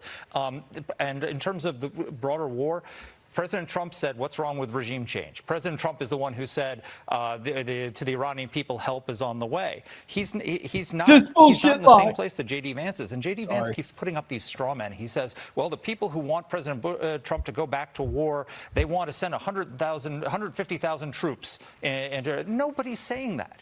Nobody is saying that at all. You don't have to tear down strong. Wait a minute. Like, you didn't say this would turn into a full-blown regime change war if we struck the Fordo plant? Okay. These guys are liars. He said regime change can be done from the air. They did this before. He sounds like Bill Kristol before the Iraq War. This is the same goalpost shift that they always do. And I'll also just add before I continue to this clip, they're attacking JD Vance because they're too much of a pussy to attack the president. There is now confirmation reporting of what those of us who actually have ins knew from the start, which is that he didn't go rogue. JD Vance was carrying out the wishes of the president. He's only attacking Vance because he's too much of a coward to criticize the president. Well, you notice he almost slipped up and said President Bush there. He did, right? It wasn't just me. He totally did. Honestly, we should go back real quick just to show everybody this. Listen. Nobody's saying that at all. 150,000 says, well, the people who want President Trump to go back. There was. This is, for those that don't know, a huge Iraq war advocate for the Bush administration that President Trump used to make fun of until recently. He wrote all the, I got a good note from that, bro, about him. I got a good note. I wish I could share it with the world, but honestly, the president would have every right to be mad at me if I did. But dude, I got some funny stuff on him and Levin. It's not even funny. The one with him was, I'll say this, guys. It was the night of the South Carolina primary, and he had been arguing with me on Twitter about Nikki Haley having a path to victory in South Carolina. And I had gone over the data, quote tweeting him and saying, bro, as usual, like in 16, you're just wrong. And here, let me tell you why you're wrong, and you're even more wrong now than you were in 16. So, like, that's the president is a flatterer. So, like, he'll grab what you're saying, he'll be like, brilliant, you're so smart, what a stupid tool this guy is, in his own words. I wish I could do it, but I mean, man, this is what the most painful thing is about it. The president knows these guys are blockheads. This guy wrote every lie George Bush said from 2004 on, and these are the people that he has allowed to do this to his legacy. Because there was an influencer who is one of President Trump's strongest supporters, has always been, and won't ever attack him or criticize him publicly. He loves him, but he's apoplectic over how this administration has gone. He thinks it's total betrayal. I mean, over the weekend, he was like, this will be his legacy, won't it? And it's like, yeah, buddy, I'm sorry. Yes, I'm sorry. And it's just now, like, it hasn't just now dawned on this guy. This guy knew, but like, he's starting to accept it now. Like, he will be known as the guy who ran against these people and then got cucked and allowed these people to destroy his legacy. And it's sad to say. The only way that he could do something different is what I suggested today. I don't know, make BB go kiss the Washington Monument the way that we have to subject all of our U.S. politicians to the humiliation ritual of kissing the Western Wall.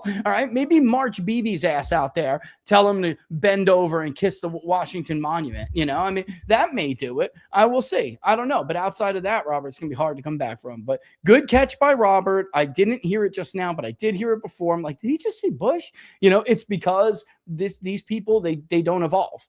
They don't evolve. They're stupid people. They're not smart. They're a joke in academia and the foreign policy establishment in academia. And yet, for some reason, Republicans keep allowing them to destroy their administrations and destroy their coalitions. And notice how the media cheers along with you every time Republicans get elected and they start new stupid wars. And then when Democrats get in office, what do, Robert? Domestic policy. Only domestic policy. But here's the kicker. He's going to go on and basically lecture us about how much we should be willing to pay for gas. To war, they want to send 150,000 All right, troops. let's get past this. And nobody's saying that.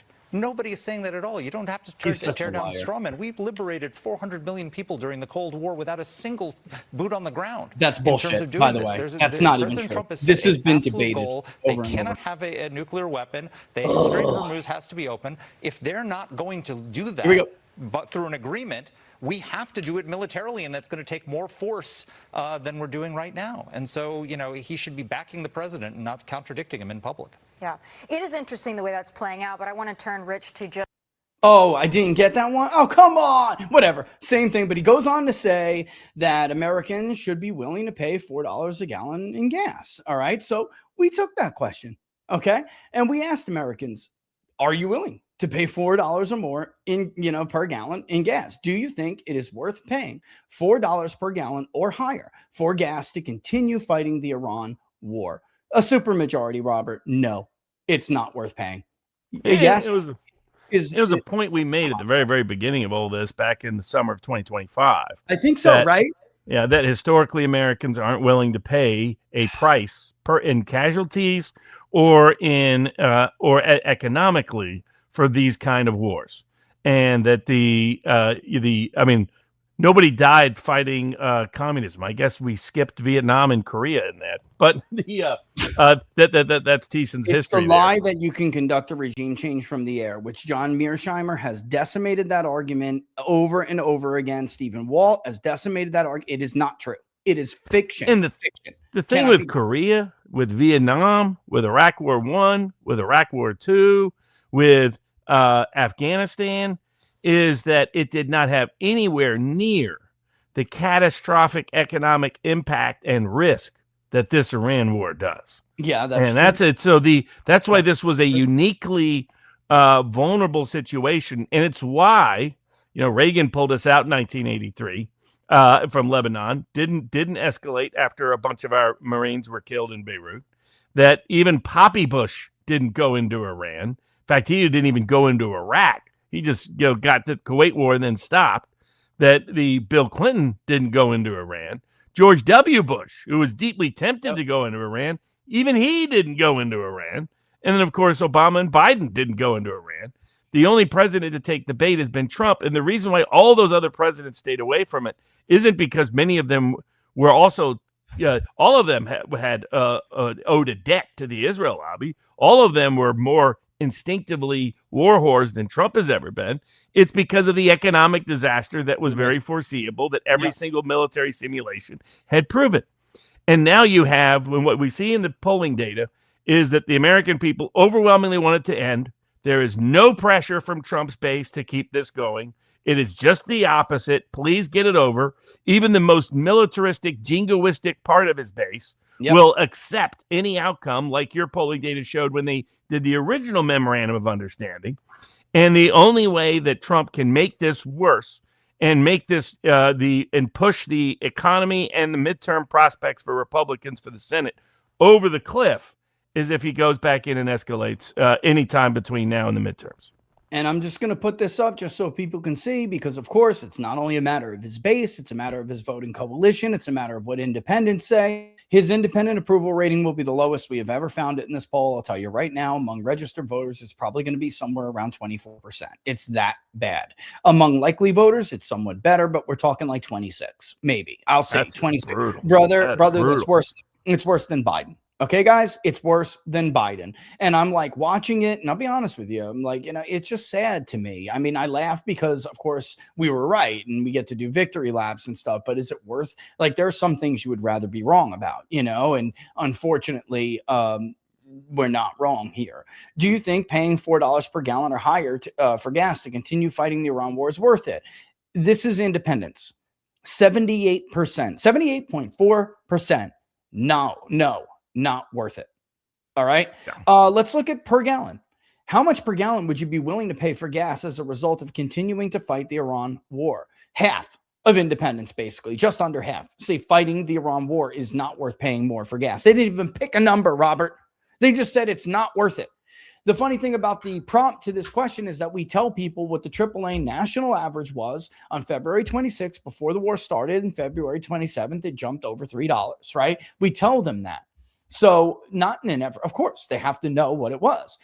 Fighting the Iran war is not worth it. Just under half, another nearly 30%, 28.6% chose $3 per gallon. And that is obviously noteworthy because $3 is what it was before the war started. So what they're telling you is what Robert just said, why every other president didn't do this. They don't think it's worth gas moving higher.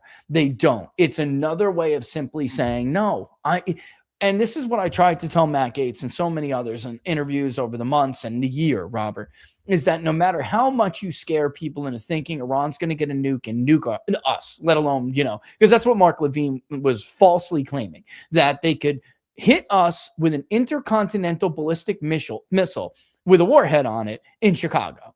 That was a lie. And Fox News allowed him to say such reprehensible falsehoods on their, on their networks. I mean, they're worried about other people talking about Dominion. I mean, this is a way worse lie than that, if you ask me.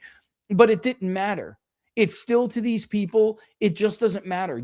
Because of what I have been saying, you're never going to get them, no matter how much you may scare them, you're never going to get them to prioritize what is going on in other nations above their own basic needs. Guys, Google something, read a fucking book, please. Abraham Maslow's hierarchy of needs. If they're not even getting past the lowest level on the pyramid, fulfilling your basic needs, then they're not going to care about your moral crusades that aren't even true, that aren't even real. They can't put gas in their gas tanks. This is an activity that Americans do almost on a daily basis. You're reminding them every day or every 2 days, every 3 days max, that you effed up, that you're responsible for hurting them, that you broke your promise, another thing in the Ben Shapiro video, he said President Trump his whole career has said he'd do this. No, he didn't. He said he would get a better deal and not allow Iran to have a nuclear weapon. He was the art of the deal, remember? He did not say that he would wipe a civilization off the map, that he would start a new war. I mean, to imagine thinking that the normal average American would believe that after 10 years of Donald Trump's political career, you would convince the average Trump voter that he, for the entire 10 years of his career, said he was willing to go to war in the Middle East and start a new, never-ending, stupid war in the Middle East, despite the fact that his slogan was literally no new wars in the Middle East. I mean, it's unbelievable that you would be that arrogant or stupid or whatever it is. As you go down, what are we getting to now? Like 450? Yeah, 2.8% of the population is willing to deal with 450 gallon, gas. Mark Thiessen's number, $4 per gallon. Mark, I don't know if you're colorblind or just stupid, but that says 7.7%, you stupid moron. Then not for nothing, but anybody who listened to these people, you're just as dumb. And you're also just as culpable for turning over this country to what I'm going to show you in a second, because I don't want to give away too much. But Robert, this one of the main reasons why I've been like so vocal and so pissed about this, at the risk of understandably knowing that Trump could send out a truth post at any minute slapping at me, is this. This is who you're turning the country over to. Look at this. Every month, these people get more and more radical and more fanatic. Look at this. 56% of the Democratic Party identifies as a democratic socialist. Another 7% identify flat out just as a socialist. They're turning the country over to a 65 near supermajority socialist party. And they did it for Israel.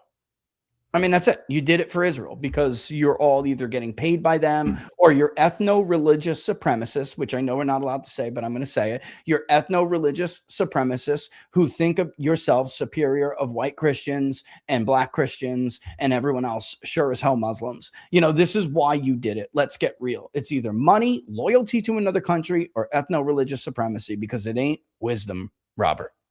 And I think before we turn to the super chats, and get to those questions, I think the advice number one is, given where Iranian public opinion is, given where U.S. public opinion is, that the combination of those two factors, independent of the economic and military and political limitations on the conflict in general, the president needs to resist all efforts to escalate this week and just exit.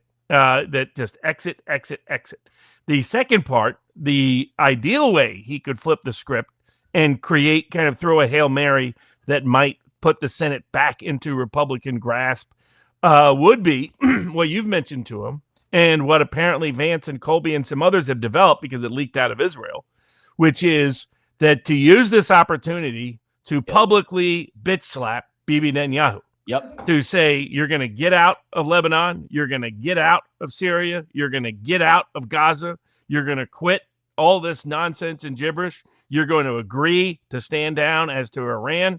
While we enter what will have to be much longer term negotiations because nothing quickly will come. Nope. That he should use this as an opportunity. He says he's not controlled by the Israel lobby. He says he's not controlled by Bibi Netanyahu. This is exactly, and this would be a perfect opportunity to prove it to the world. If he could flip the script like this, which Trump is infamous for being able to do politically and personality wise, then he could truly salvage an opportunity at the midterms. But I think that's it. He needs to do a Hail Mary, and the Hail Mary has to be a public dressing down of Bibi Netanyahu, followed up by Israeli action in getting out of Lebanon, getting out of Gaza, getting out of Syria, standing down as to Iran. And then the people would say, well, maybe the real Trump is back in such a way that he can salvage some support, salvage some enthusiasm, salvage some of the anti-war vote that can mitigate what is otherwise going to be a bloodbath in November.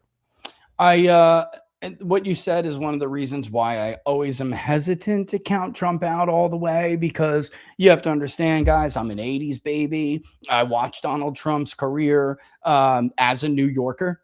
By the way, I mean, I've seen him go bankrupt and come back. I've seen him put all his money too early in other buildings and in airlines that weren't going to work. And I've seen the media count him out and write his obituary, and then him come roaring back and live in a most like luxurious place in an area of New York that was a dump and was turned into a beautiful strip because of him. So I am so tempted to not, to say it, because any other person I would say, man, this is over. Like, get rid of this guy. Well, he's killing the party, but it is him. And he also was the guy who, made the most incredible comeback ever. But I will say this. I mean, the reality is the reality. I don't want to blow his name up, because I know he always says, well, Rich, I agree, but my role is different than your role in this. It's like, bro, I get it. You don't want to lose your invite to the White House. I get it. They're just so sad that they cornered the market on the anti-war vote and the populist vote and the they care about me vote, people like me vote. And that's what they squandered. And it's so incredibly hard in politics to ever get that back. And when you interview people, like I interview people, let's say you don't have good political instincts, but you do the job and you actually do it the way I do it, which most pollsters just outsource stuff. I still listen in on interviews. I still read transcribed, elaborated responses. I have AIs flag me for when I think someone is key to interview myself, and I still will do an interview. It's just so obvious, Robert. There's just too many people who feel utterly betrayed. And even among those who still love Vance, because he's very clearly, they can see something different, there comes a point where it's hard to wash the stink off a vice president. It's just what may be required to do so isn't politically viable to do. So you end up, unfortunately, a victim of the Iran war. Like you yourself end up a casualty, and it's your political career. And I mean, it's sad, but it's hard. I'm reluctant to say again, because it's Trump, and I've seen him do these miraculous turnarounds. I've seen it with my own eyes, guys. And I know he has it in him, but I would say this to the president, what you just said, Robert, like, prove it. Like, the only difference between this administration and your first one, sir, is that you took $350 million from Miriam Adelson this time, and you let in the enemy this time. And by the enemy, there's always been neocons, and but you let in, like, forget that dual loyalty bullshit. You can't have dual loyalty. You let in people who have loyalty to a foreign nation when you're supposed to be the leader of America first. So my point to you is, prove it. You don't want people to think you're BB's bitch, and you don't want the memes to keep coming.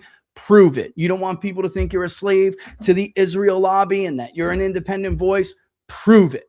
And that's it. No more talk. It's not good enough anymore. Your approval rating is about to fall into the teens with independents. I've never even seen that in my polling career. You cannot come back from this, and Republicans will betray you and remove you anyway. They'll do it anyway. You still think you're in a business world. This is the political world. It doesn't work that way.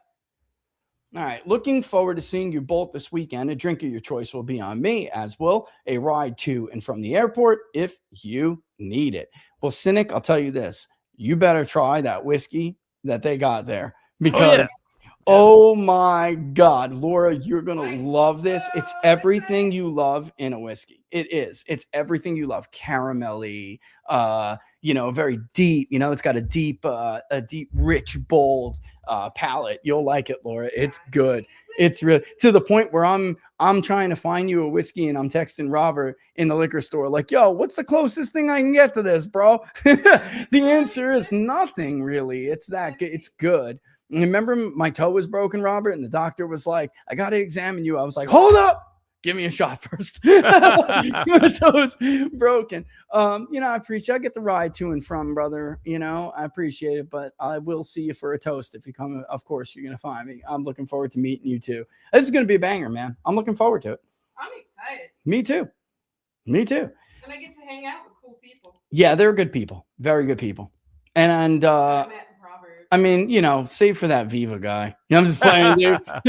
He's such a nice guy. He is. For people, he's been under a lot of attack, because he's doing the right thing. He's doing the right. He'll be an anti-Semite soon, even though he is in fact Jewish. He'll be an anti-Semite soon. But what he's doing is challenging the Candace narrative, the Queen of Lies. I watched the show yesterday. It was great. By the way, I told Andrew to watch it because it was fantastic what you did, man. Because you're right. The people who are following down this rabbit hole with her are actually helping the people who engineered Charlie's death. You're actually helping them. You're creating the chaos that they wanted. And unfortunately, we'll never get into the Discord chats if we keep talking about Egyptian airplanes and exploding microphones. And that's exactly where they want us, guys. And this is what you've done. I mean, I don't keep getting into it, but Palaway says, Rich, gas is $6 where I live. Eating out is impossible. Lost insurance at the beginning of the year. Groceries are through the roof. Trump is not ready for what's coming. Voters feel betrayed. What do you say? No doubt about that. And if he goes back in, then it's going to look like it may be the worst midterms in modern American political history. We did a generic Senate ballot too. And we're going to, because the sample size is going to be so low, it'll be over 3,000, I imagine, even after we get the likely voter amount. Probably. I don't want to say, but it'll be big enough where we can pull out battleground states and at least do like post stratification, bro, it's bad. It's ugly. And it's like to the point where like Iowa is 1 point either way. Ohio's like, it's strange because I think it's because of some of the sub demographic groups, but Ohio is like Brown by 3. Ashley Hinson would have like a 0.2 lead. I mean, it's ridiculous, which is nothing, guys. That means she's going to lose. You have a 0.2 lead in Iowa, you're going down. I mean, that's it. Paxton has a 2-point lead, which is good. But we'll see. It's going to be that state is going to be so close. North Carolina's gone, bro. It's like Cooper plus 11. Oh, God. Wowzers. I don't even know what to do because like 18% of the Republican Party is voting for Roy Cooper. Wow. Yeah. And he's winning the independent vote by like, I think it was 19 points. He's going to want to run for the White House. Nobody's talking about it, but if he wins big, he's why he passed on Kamala. They called him. They called him. I know they called him. And he was like, no, thank you, Madam Vice President. No, thank you. Yeah. Like who says no? You don't say no. He said no, which told me immediately he's running for the Senate, then he's running for president. And he's not going to let her loss get in his way because he knew she was going to lose. Oh, man. Will America's military merge with and fight alongside Israel on the ground? Or will anti-Semitism prevail in our U.S. Congress? And that's the other thing you could throw in. You could tell Are you coming this weekend? God, I hope so. Publicly smack Bibi. 2, force Israel to back out of Syria, Lebanon, and Gaza, at least Lebanon. And 3, come out and say he'll veto this bill. If he were to do those 3 things, he could salvage some, mitigate what's coming and not escalate and instead exit. If he did that quartet, then that's a tango that could get him back in the game to not get crushed. If he doesn't do that quartet, the crushing is coming. Yeah, I didn't even think of that. Of course, veto the NDAA. Of course, veto the NDAA. This is not America first. This isn't America's interest. By the way, book club went nuts yesterday when we started reading this, and they realized not only all the carve outs and exceptions we break our own laws. It's not just that we give Israel more money. We break our own laws on foreign aid in what we do to give Israel money. And it's worse than that. There's already been several of these kind of mergers that have been done. It is on a level this time that we've never seen before. And I'm telling you, at the center of all this is the F-35, Robert. Turkey is making their own. They don't need us to give them F-35s anymore. They're making their own. In a little over a year or so, they'll get the delivery of their first 10 block of these planes. And Israel still needs us they can build a shell of an F-35, not as equipped, but we won't give them we wouldn't give them the technology to complete it. Well, guess what? I'm sure they're going to get it through this merger.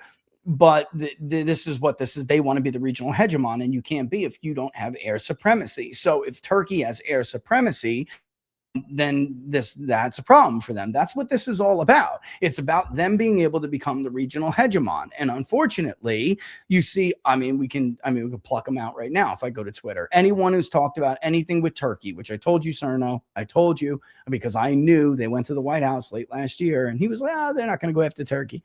Told you they were going after Turkey. I saw the map, bro. Okay, they're going after Turkey. And yeah, that's what this is about. Greater Israel and regional hegemony. And you can't do that if you don't have air supremacy. And by the way, yeah, I don't know. I hope you're going there, Gray. For those who are new, who aren't normal listeners, Gray is our resident.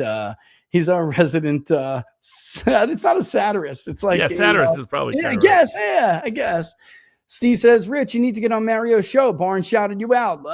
I'm getting there. Something happened today, and he had to cancel. We're rescheduling. It's coming. I was disappointed. I wanted to go on myself. We'll get there. Love seeing you all try to spread the truth in this clown world. Matt Bracken is saying this war is merging with Ukraine into an energy war, World War III. There is an element that is trying and will try tomorrow to basically merge these wars. That is true. That report is true. And they want to add in an economic, because who comes up with the genius? Hey, let's have a land war with Russia. We try to conquer the Persians, and we try to bluff the Chinese. Let's do all three at once. Let's take on all three of the longest lasting civilizations on planet Earth, all at the same time. Well, it's the level of idiocy and insanity and hubris. It's hubris. Incredible. Yeah, brother, it's hubris. With no interceptors and no rare earth materials. We're actually making quasi tomahawks because we don't have enough rare earth materials. People keep saying, the U.S. is going to buy some time to restock. How? We don't even have the rare earth materials to restock. And you see Mark Levin and all the rest of them trying to say, like, JD's leaking all this stuff about the interceptors. Dummies. Bloomberg has a freaking interceptor clock on their website, you stupid Larry Johnson, morons. Who will be there this weekend, was telling people this, former CIA analyst, all the way back in February. On Mario's show, by the way. We're going to be on the clock. And he's like, this is going to run out. Everybody in the Pentagon knew this. And the Haig's death was lying to Trump all the way through about it early on. And that's when Vance started calling him out on it. But don't blame Vance for pointing out what Iran is fully aware of this. It's open source information, the limitations of our weaponry. So stupid. And thank you for being a member. And by the way, thank you everybody for their super chats. Thank you I am pissed at the Republican Party. Feel so betrayed. I actually have great reason to despise the left. I am trans and I am sane, and I have fought against leftist ideology, but because of Republicans, third party or sit home. That's what 1 in 5 long-standing base Republicans are telling people in places like Iowa. And Quint Thomas doesn't sound like one of them. He's that right. You add that category of independent. That's what I'm saying. It's like a third.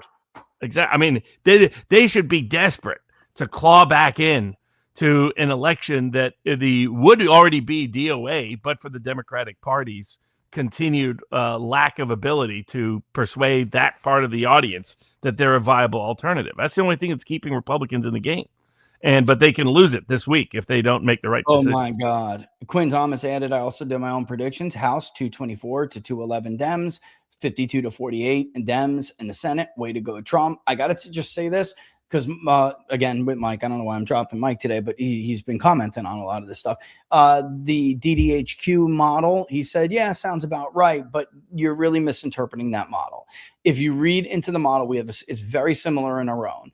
The like the most, they're breaking down each chamber, and that's why Republicans have a slight edge in the Senate. But what you don't know if you don't read their analysis fully is exactly the way I see it too. The most likely scenario, 5 and 8 at the very least, depending on your modeling, is that they'll take both. And because the cyclical nature of the Senate typically, has like a buttressing effect on some of these waves. But because of what Barnes and I've gone over this on other episodes, you can read them on the House forecast and Senate forecast episodes. When there have been other mitigating factors such as betrayals, wars, bad economies, scandals, that buttress breaks. And it has happened in everyone. And it's happened to Democrats, it's happened to Republicans. Republicans are not going to escape at this time. An unpopular war, a betrayal, and coupled with a bad economy is not going to hold that rule. It's not. So I'm not saying that. I think they're probably more close to accurate.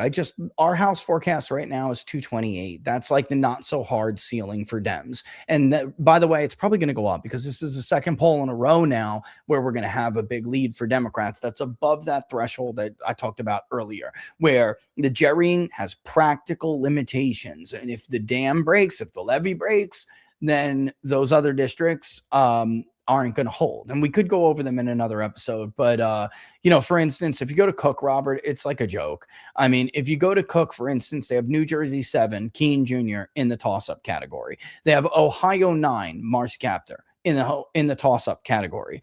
I mean, give me a break. They did finally move NC 1, which is Don Davis. It was gerried, so Lori Buckhout should be able to win. The problem is, I know the situation here. Nobody's giving Lori any money. She should still be able to win this, but she's not going to. Texas 15. But Seth told me Democrats had given up on North Carolina one, and it was a lock. It's not. You saw that's that not even remotely true. I don't know where he got that from. I know he had all these competitive districts where there's a bunch of money flooding into the Democrat. And I was like, where did you come up with this? And I was like, it went on Talk of the Town, which is Eastern North Carolina's most popular show. And we just talked about this. And those guys are well plugged in. They know the story too. Lori can't raise any money. Matter of fact, I like Lori. She's got an open invite on the show. I'd be happy to have her on the show because, guys, wink, wink, that's my district. And if we lose this, I'm going to be pissed. I didn't like Greg Murphy, but I would like Lori Buckhout better.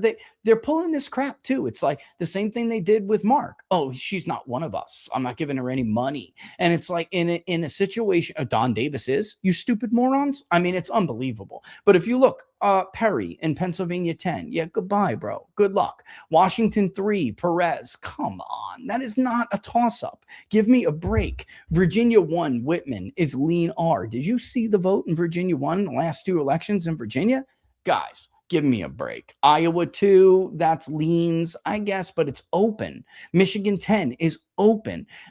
There's also several now at Florida 7 with Corey Mills. I know for a fact the internal polling since the scandal has Mills down, and Trump needs to pull his endorsement and get rid of him and swap. He's another fake ass MAGA too. Corey Mills sits there and pretends like he's the epitome of evangelical values. The guy is chasing every 20-year-old skirt Republican assistant in town, wooing them, trying to get them to come to his beach house that he doesn't really have and he borrows from somebody else. It's gross. We all know the inside ball game here. Okay. He sits there and pretends like he's some evangelical, yet for some reason prays 3 times a day, bro. Like he's converted to some weird conversion of Islam.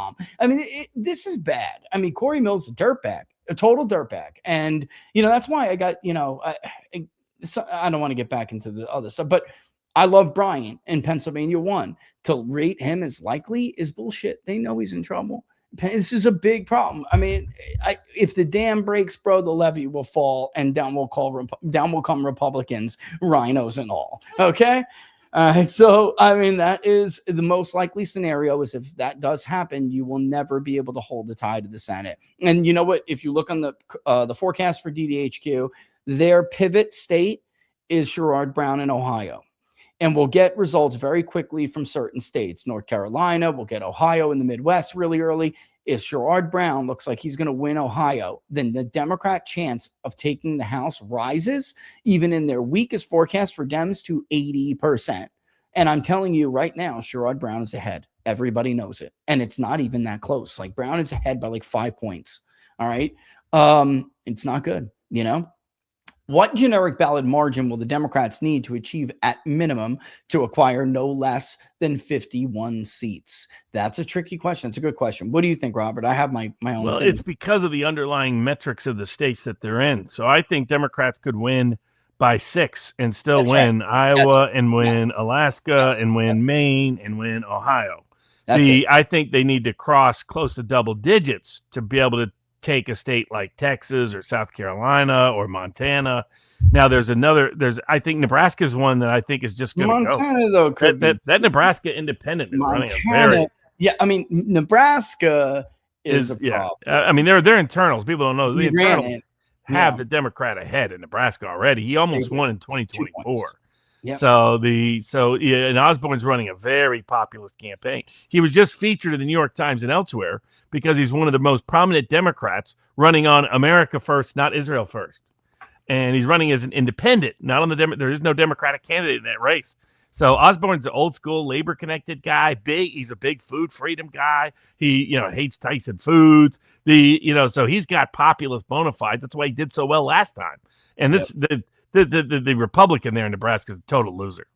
Yeah, it's 6. It is. And by 6, when we run the simulations at 6 points, you start to see like Brown winning by 2, 3. And even though I think Brown could probably win in a lower environment, honestly, because of the dynamics of that specific race. I mean, almost won in 24. That's with Trump at the top of the ticket with Resurrection Trump. That's right. He came within 3 points. I mean, it was one of the early bets I gave out was that Marino would win because he was an underdog to win Ohio. It's because of how strong Brown is. Yes. And now he's got Houston. I mean, come on. The Epstein class candidate himself. Yes, exactly. Guy's going down, dude. He's going down. I'm sorry. That's at 6 is when Hinson loses her lead in Iowa, like for sure on the simulations, even though it's weird because, guys, Iowa swings more to the left than Ohio does. Go look at 18. You don't believe me? Go look at 18. And also, every other damn election, but 18 would be a more comparable one, I would say. And then, there's Nebraska that goes at 6. It does. And people don't realize this, but it does because of the specific dynamics of the race. Sullivan holds on by like 1 or 2. But again, that's nothing when you're running these models. It's like they do have error. They do have sampling errors. They have error, and I think it's like plus or minus 2 or 1.9. So it's like they're right there. And I mean, Michigan, Michigan is not competitive. I mean, it's not. People are giving money to Rogers. You're burning your money. Georgia, you're burning your money. Ossoff's going to, and I like Collins. I've had him on the show. He's going to get clobbered, guys. Clobbered. I'm sorry. He's done. There's no chance. Ossoff's going to beat him like a drum. It's going to be ugly. The sun rises in the east and sets in the west. I get what you're saying, and I totally agree. Rich's follow-up book title, Burn Them Down. Ooh, I like that idea. Yeah, they'll put me in a gas chamber, but I'll be a martyr. The apparent thing burnt right now is Rich's face. It's the camera, okay? I'm telling you, I was just on another show. It wasn't burnt like this. I don't know what the hell's going on. But that is funny. And yes, I do tan. Of course, I'm Italian. I tan. I get dark. Extradite Bibi to The Hague and withdraw from Iran. I mean, oh my God, Trump would go to like 55% approval rating. And it would be so weird because like who would send it to 55? And then you'd have all of these neocon bastards all pissed and strongly disapprove, but it's strong fall from 45 to like 38, 37. It would be great. And it's like, this is where I'm at with the neocons. And, this is what I tell all of these like so-called peacemakers who are always trying to like make peace with them. They cost you too much. They're not worth it. Let them find a different place to belong. All right. They're done anyway. All they have is money. They don't have numbers. And when you're talking about the people who fund that and the people who are at the core of Israel First and neoconservatism, you're talking about 25 to 30% of 2.5%. Let them go vote Democrat. And here's a little secret. They've been voting Democrat anyway. If you think Mark Thiessen pulled the lever for Donald Trump, you're sniffing coke. If you think that Ben Shapiro finally saw the light and has been supporting Donald Trump all this time, you're sniffing coke. Actually, you're not. You're in a full-blown amphetamine delusion. What is it? Psychosis? When they're up for 3 days because they've been eating balls of crystal meth and smoking the pipe. What is that? They go into like a full psychosis. That is what you're in if you think these people who now love Trump have been voting for him anyway. They are secret Biden and Harris lever pullers. All right. Trump did not win because of them. And they're just not worth it. If they want to go vote Democrat, the rest of them, go ahead. Whatever. It's the only way you're ever going to get these other people to come back and to expand, to be able to expand. They have to, Robert, do you agree with that? They have to be cut loose. Like they can vote for the coalition if they want, but they can't have a say in policy and the agenda. And at some point they have to be cut loose because the rest of their voters are about to die in 4 years. So who gives a shit? Yeah, no doubt. It's that simple. Any chance they'll finally be targeted blame from Trump towards those in the cabinet most responsible for this? Rubio, Hegseth, Ratcliffe. I don't think they're going after Rubio ever.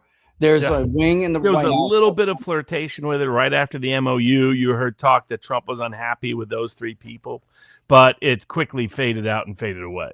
If Trump was going to try to resurrect his presidency, then those people would be jettisoned. But I don't know if he's got the wherewithal to do so.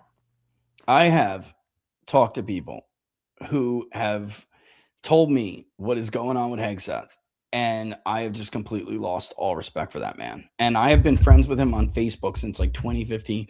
Yeah. I have, and Sean Parnell and I, obviously, well, we were close. We'll see what happens after this administration. I haven't spoken to him in a while. You see that Parnell was one of the ones in the regime change book when he tried to correct Trump's dumb statement that we had complete control over the air and there was nothing Iran could do and we could fly our planes anywhere. Yeah, and yeah, exactly. He was trying to say no, try to walk that back in a gentle way. Trump apparently went ballistic on Parnell. So that's the problem. He's been in that bad mindset. He's shown filters of coming back to reality in the right side, but we'll see. Is he gonna finish up as Darth Vader before the final resurrection, or will he actually resurrect? That's the open question. What, man, we'll find out this week, frankly, because of Yep. how much is at risk right this week. Does he exit? Does he escalate? Does he tell you smack what. BB down, or does he bow to him again? I love Sean, and I want to see a way out for him on this. The fact that he wasn't like a decision maker, he was just a deliverer of information, could probably help. But at the same time, I don't know. They were lying about the casualties. They were. And which is, I had Joe Kent on to talk about this. It's not easy to lie about casualties. It means you have to delay what is required, in other words, for like legally required paperwork and notifications. And it means they didn't do that. And I hope he has no knowledge of this. I don't know, but I'll tell you what, dude, there's certain things that like I just won't tolerate being lied to about. And there's nothing worse than how many of our boys and girls have you gotten killed? And we'll see. Well, I'm going to end it there because I want to give the guy a chance because I respect him so much. I want to give him a chance, but he clearly has been given a don't talk to him order at this point, and that's sad. I tried to come into town, have dinner with him, and he was like, he flew the coop. Like it was like, come on, bro, come on. And that's probably because he does respect me enough that he didn't want to look me in the eye and lie to me. So which is, I guess, I got to give him some credit for that. But you guys were all Hegseth, who you told me was trustworthy, Sean. All right. All of you guys, including the vice president, even though I know he did the right thing, you were all supposed to be our millennial warriors who were the post 9/11 guys who knew better. And that's what the country trusted you with because they knew you were all those guys, the ones who were lied to by the 9/11 class. You were, and they ruined your lives over it, and you persevered over it anyway. And now you've grown from your mistakes and you've learned from those mistakes. And this is what you did. It's unforgivable, honestly. And I don't like my instinct, Robert, is that they'll never forgive them for this. Never. I'm talking about the voter. They'll never Yeah. forgive me for this. Unless they take advantage of a rare opportunity they have this week. We'll see. We'll see. We'll see.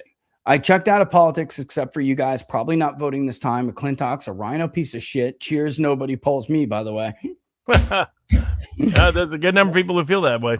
And I appreciate that. I'm glad we can be some level of sanity to you. I would argue, guys, like, don't forget to watch, House of Dragons. Like, don't always like kill yourself in this shit. Like after this, Laura, I'm going to watch House of Dragons. The poll can wait a little bit. All I'm doing is collecting interviews. But yeah, I mean, unfortunately, this person represents either part of the 1 in 4 or the 1 in 5 or the rest of the people that get you to about a third. That's the situation Republicans are in. Diamondoid, chimpanzee, 10 joules, gold coin. I have no idea what those things are. You two told me to turn them on. Thanks, bro. Or girl. Sorry. I don't know. But thank you, Diamondoid. Appreciate that. I actually have reason to despise leftists. Because I already read this one, didn't I? Yep. Oh, they are regressive. But I can't yeah. stand neocons just as much. I know a ton of people in your demographic. I'm talking about like personally, people who are gay, trans, who came over to the right in 24 because they were different than neocons. They represented, like, the Trump Vance ticket represented something different. Oh yeah, we had Scott Moorfield of the Libertarians that said, look, I owe that their go-to line for the last decade was, but Trump will get us involved in a stupid war in the Middle East. Now, how dumb do we look, bro? I know. It's unbelievable. And it's like people are like, I don't like the people's punny because he never admits he's wrong. What are you talking about? I had a whole Barnes and I did a whole show about how we were wrong. Oh, exactly, about the Israel lobby and we everything. were wrong about this. We were wrong doubt. about that and Trump's ability to press back against them. We were the ones who defended him. For a decade. Yep. And I was very wrong. Laura and I have been sold over this. Very wrong to defend Benjamin Netanyahu and the Israeli state. Yeah, no doubt. They are the Nazi regime in this modern era. They are. What does your polling say on data centers? This is a great question. I saw Trump come on in favor of them and have a couple family members not happy about it. Hogboy, I told them literally standing outside the Oval Office that it's absolutely unpopular. I gave Peter Navarro polling data. This is bad. You know who's got the best message on data centers according to our polling? Bernie Sanders. So, like, let's see, what other unpopular causes can I jump on? the level of genius is just striking. The political ineptitude. Everybody exactly. knows. More AI, more data centers, more big tech. Woohoo! More poison. Let's inject poison directly into our bodies. That's exactly. That's the ticket. You know what else? I think I'm going to give the Wuhan Institute a grant for gain of function research. Yeah. Why don't we just do that? Unbelievable. That's a good question. Appreciate that. Let me see real quick. I don't think I missed anything else. I can bust on over to, this is going to come live. Yep, it is. Mike G, Great Britain has a nuclear weapon. The Muslims have taken over that government. Eventually, they just hand over the nuclear info to their Muslim brothers. Now we don't have any more nuke concerns. Bro, that's great. What do you say to that? I mean, that's a very real concern. I mean, if Trump doesn't exit and he escalates, the risk of a nuclear arms race in the Middle East goes way, way up. Really? Yeah, that's a good point. That's a really good point. It's another reason why he's got to get out. Imagine the humiliation if Iran tests a nuclear weapon. Of Trump. That would be the most humiliating, eviscerating, emasculating thing out there. It is what they will do if he escalates at some point. I did a poll on the locals version of the YouTube, and it said, keep fighting Iran or give peace a chance. Give peace a chance currently has 100%, which is hilarious because that's how much MAGA supports Iran, apparently, according to the fake neocon Israel First polling. If you look at my TikTok, you will see 5 or 6 of your videos that I've used to educate people in the Minnesota GOP, and they are usually always well performing. I am going to go look at your TikTok. Can you please put your handle in there so I know? Or follow me, and then I'll know it's you. Peoples.pundit on TikTok, folks. I just got it. There's nothing up except for like a quick video of a montage of cool photos and stuff. But videos will start going up after this because I'm going to AI clip interviews from earlier today and this show, and then I'm going to start streaming on TikTok, like short streams, and Instagram. I'll put them up on Instagram too. But and YouTube, of course, you'll get them as well. And locals, I'll have to upload them for you. But I wish locals did shorts, Robert. You know, that would be cool. I wish they did shorts, but. Bitch Shapiro literally responded to Tucker saying Ben could step up and join. He responded with goy slop, with an anti-American whore. Yes. And the funny thing is, I don't want to get into this too much, guys, but there is a section of America First. Tucker is right about all of this. They believe in this prophecy and ethno-religious supremacy. And the entire prophecy is about using the United States. In their mind, they interpret it as the United States to fight the great evil, Iran, which comes at the expense of their friends' superpower, which they're using as cucks. Evangelicals, wake up. You're being cucked. And they know they're doing it, and they're laughing at you. And then by the end of this great conflict, they become the dominant regional power, and their superpower friend collapses, leaving a void in the world for them to fill. Ben Shapiro believes that. Okay, so I think you all need to take your head out of your asses because you're literally being used to fulfill the prophecy of fanatic religious people who don't share your faith. Okay, I mean, I've never seen anything like this, Robert. Like the people, the Pastor Hagees, the Jerry Falwells, the Jimmy Swaggarts, all of those guys are exactly what Christ warned us about. They are the viper fake prophets who will lead you and your soul into the darkness. And that is what they have done. And they're disgusting. They're heretics. They're absolute heretics. And that's what he means by goy slop. I just hope you understand that when he says that, that's what he means. He's laughing at you. By the way, Tucker got like 4 times the engagement. And these other Israel shill paid for foreign agent accounts, we once maybe had respect for some of them. We're like, yeah, look at Tucker getting nailed, throttled. It's like, bro, he's got 130,000 likes on it. Ben Shapiro's got like 20,000. And they seem to really think they can run a 2002 style campaign. They do. That the Muslims are coming and the commies are coming, and that will rally all of these voters back. And it's like that voter group that is literally dead. They could have. They're not around to give you a majority anymore. You can get some hardcore evangelical conservatives over 45 that in parts of it's deep south, but that isn't where you need. It's not Tom Cotton's seat in Arkansas that's up for grabs. So this is not going to be a winning strategy, I don't think. And Iowa evangelicals, good job. Look what you did. Barnes and I tried telling you that old school evangelical block that has all the influence doesn't even represent really the newer, younger evangelicals, which is why Trump drummed Ron DeSantis with them. And they gave away and Ted Cruz. I mean, he beat up on Ted Cruz with a non-church going evangelical vote in 2016 primaries that nobody understood. And so it's too small a subsector, but they really live in their own world. So, like, I'll hear from them on a daily basis here in Tennessee that, they'll be like, do you hear about the Muslims are taking over New York City and that the commies are taking over New York City and that they're now going to take over America? It's like, well, if you're worried about that, then you should want us to get the heck out of the war with Iran. But putting that aside, it's like, I understand that's the pitch. And that's only going to work with a small group. The normie younger people I know, it means nothing. Fly, brother. Doesn't fly. No. I mean, what a podcast without what is a podcast without hearing from your favorite pain in the ass? Me. And this is on P picking cute.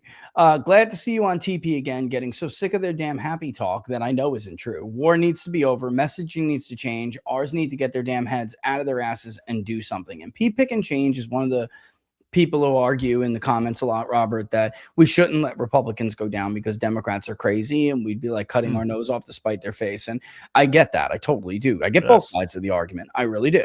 But she's right, man. And I'll be honest, they had me on today to end the happy talk. Like I said, I have put out the bulletin. I will no longer do your show if you are a gaslighting, seal clapping idiot. I have denied multiple today. Will you come on this show? Nope.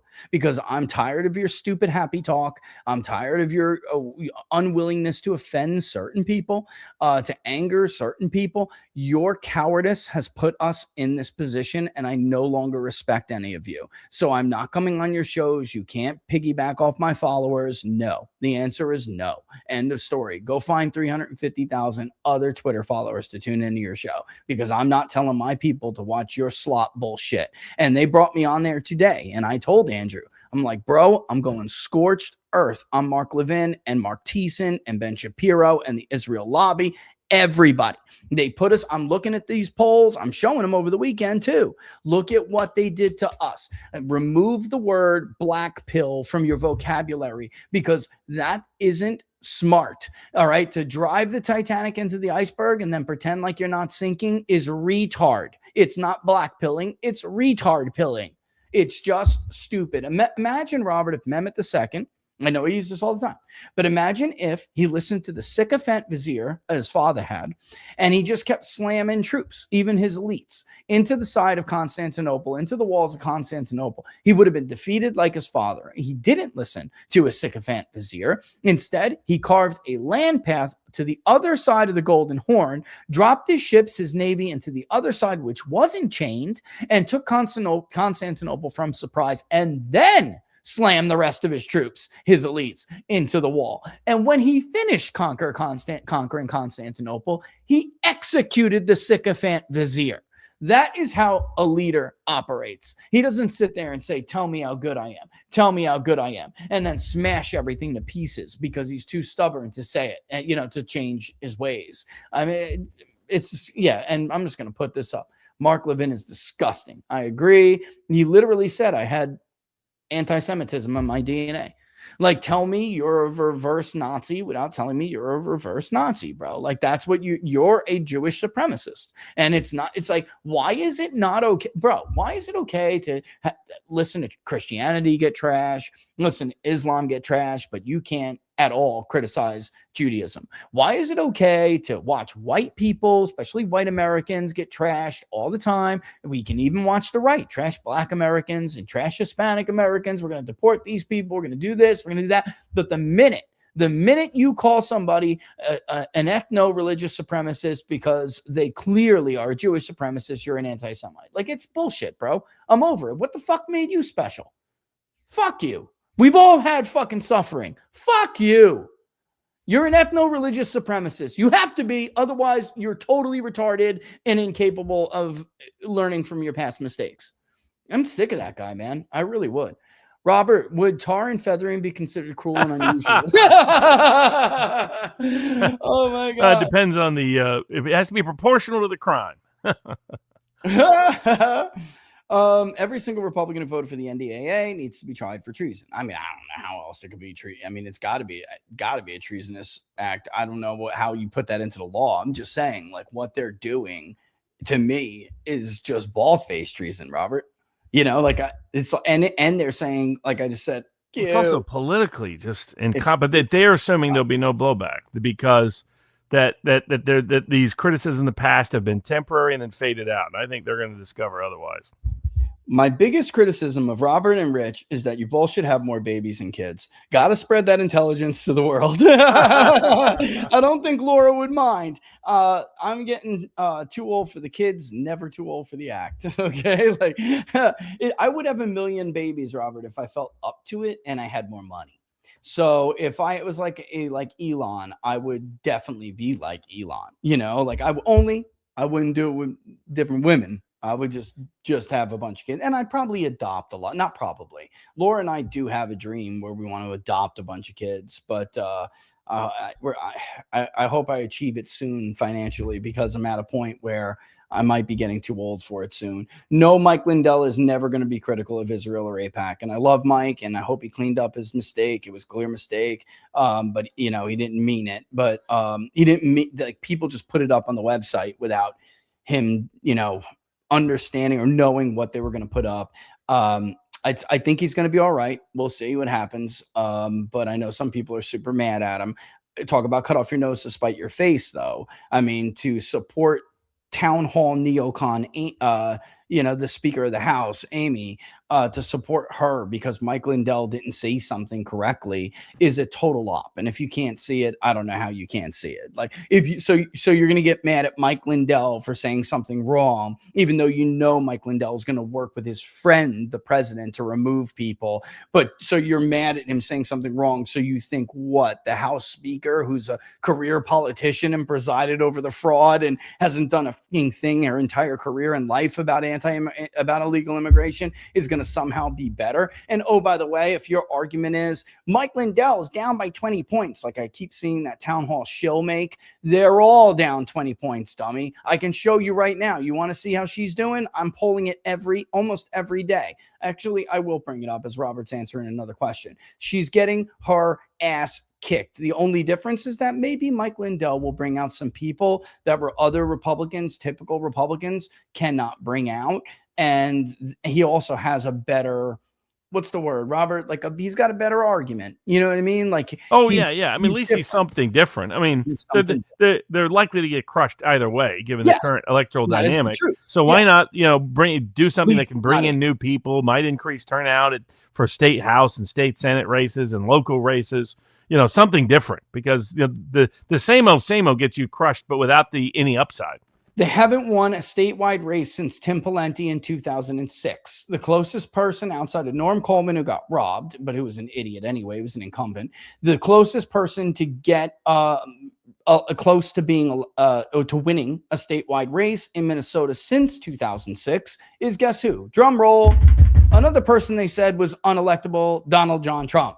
And who was the only pollster in 2016, Robert, who had the race close when everybody else did not? The Star Tribune was Clinton plus 10. Survey USA was Clinton plus 8, I believe. Who was the one pollster again who had it right? That's right. It was me, ladies and gentlemen.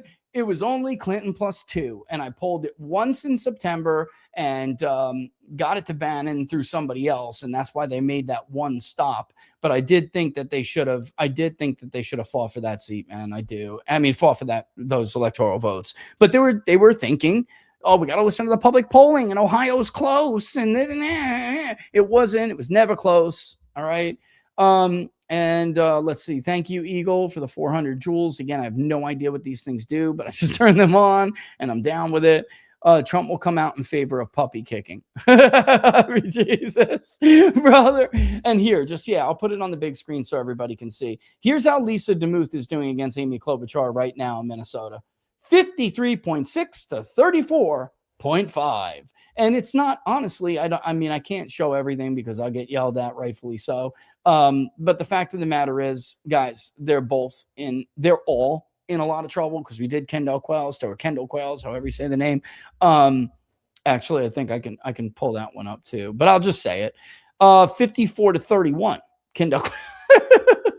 So at least Lindell is like, I can't show it because I'll get mad. I will say this, because of the likely voter model, he will get more working class people to vote.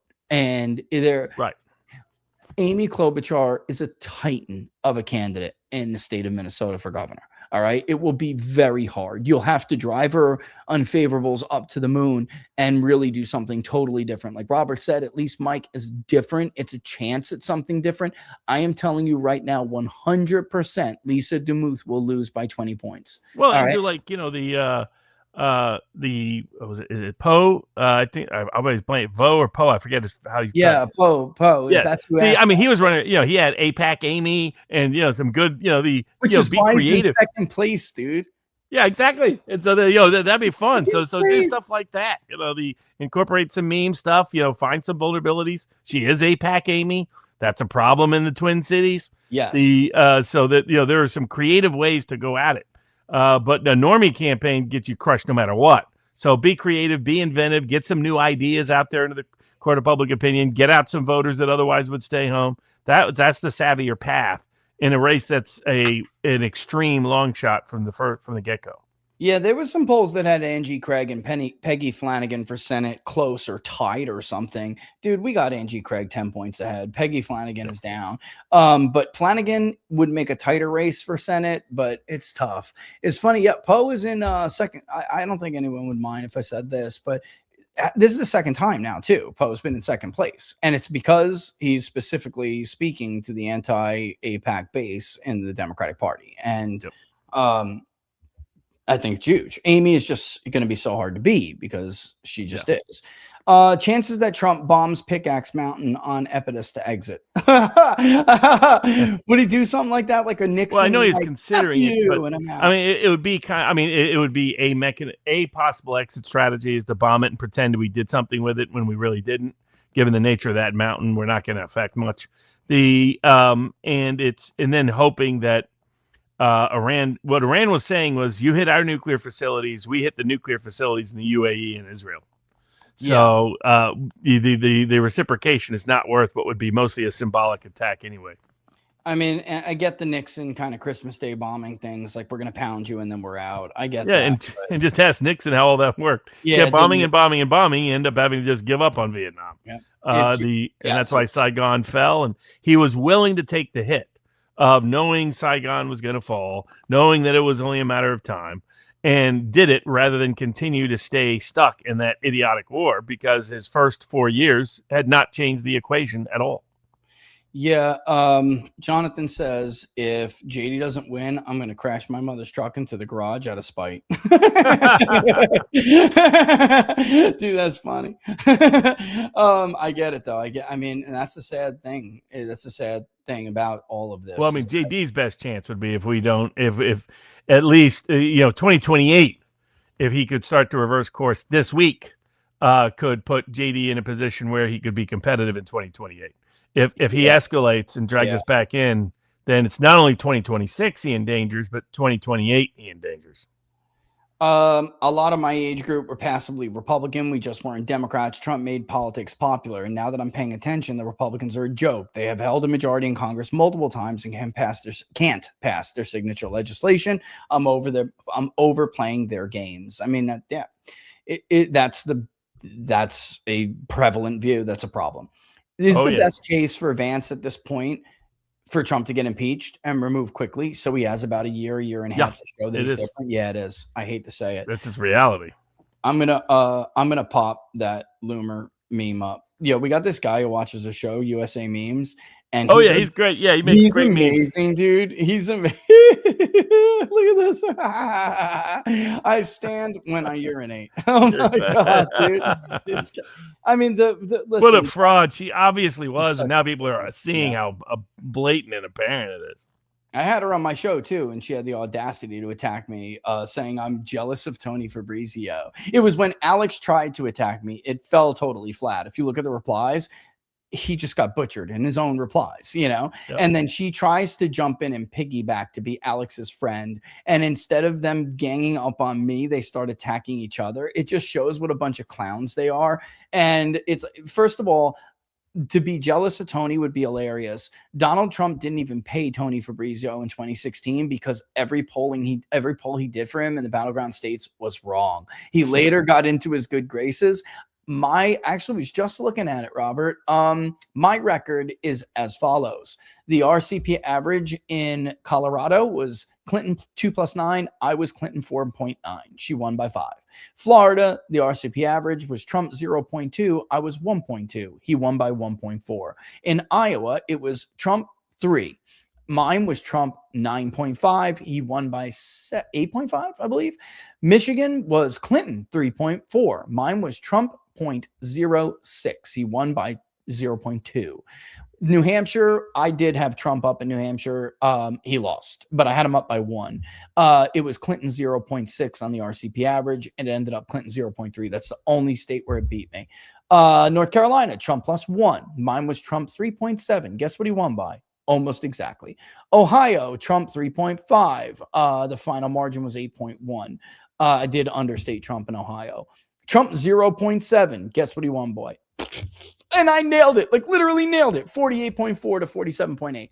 Virginia is another one. Oh, no. Mine was Clinton 5.4. She won by 5.4. Wisconsin was Trump 0.7. He won by 0.3. So I'll take that over all of the dirty money that I didn't make, being Tony Fabrizio, and I'm okay with that. I know it doesn't get you a third home outside of one of the gayest cities in the planet, but I'll take it. I mean, it's it. So it's just ridiculous. Like, this is what she's become, though. This is what she's become, Robert. All she cares about is money. And it's like, guys, I don't think it would be great to put a multi-diagnosed person as your front runner and at the helm on policy. I got to tell you, you better all get all your money from unregistered lobbyists and as a foreign agent while you still can, because I don't know what Democrats are going to do to you, but it's not going to be good. And you guys are not getting pardons. I don't know what makes you think Trump's going to pardon you, but he's not. Like, he may pardon Mike, but he ain't pardoning Will. Well, you know what I'm saying? So, like, I don't know what you guys just think. how pitiful Ukraine's position is that they have to go all the way down to Laura Loomer. Yeah, you know what I mean? Nobody serious would. Yeah, yep. Yeah, you're propagandizing your cause, and your Loomer is the best you can do.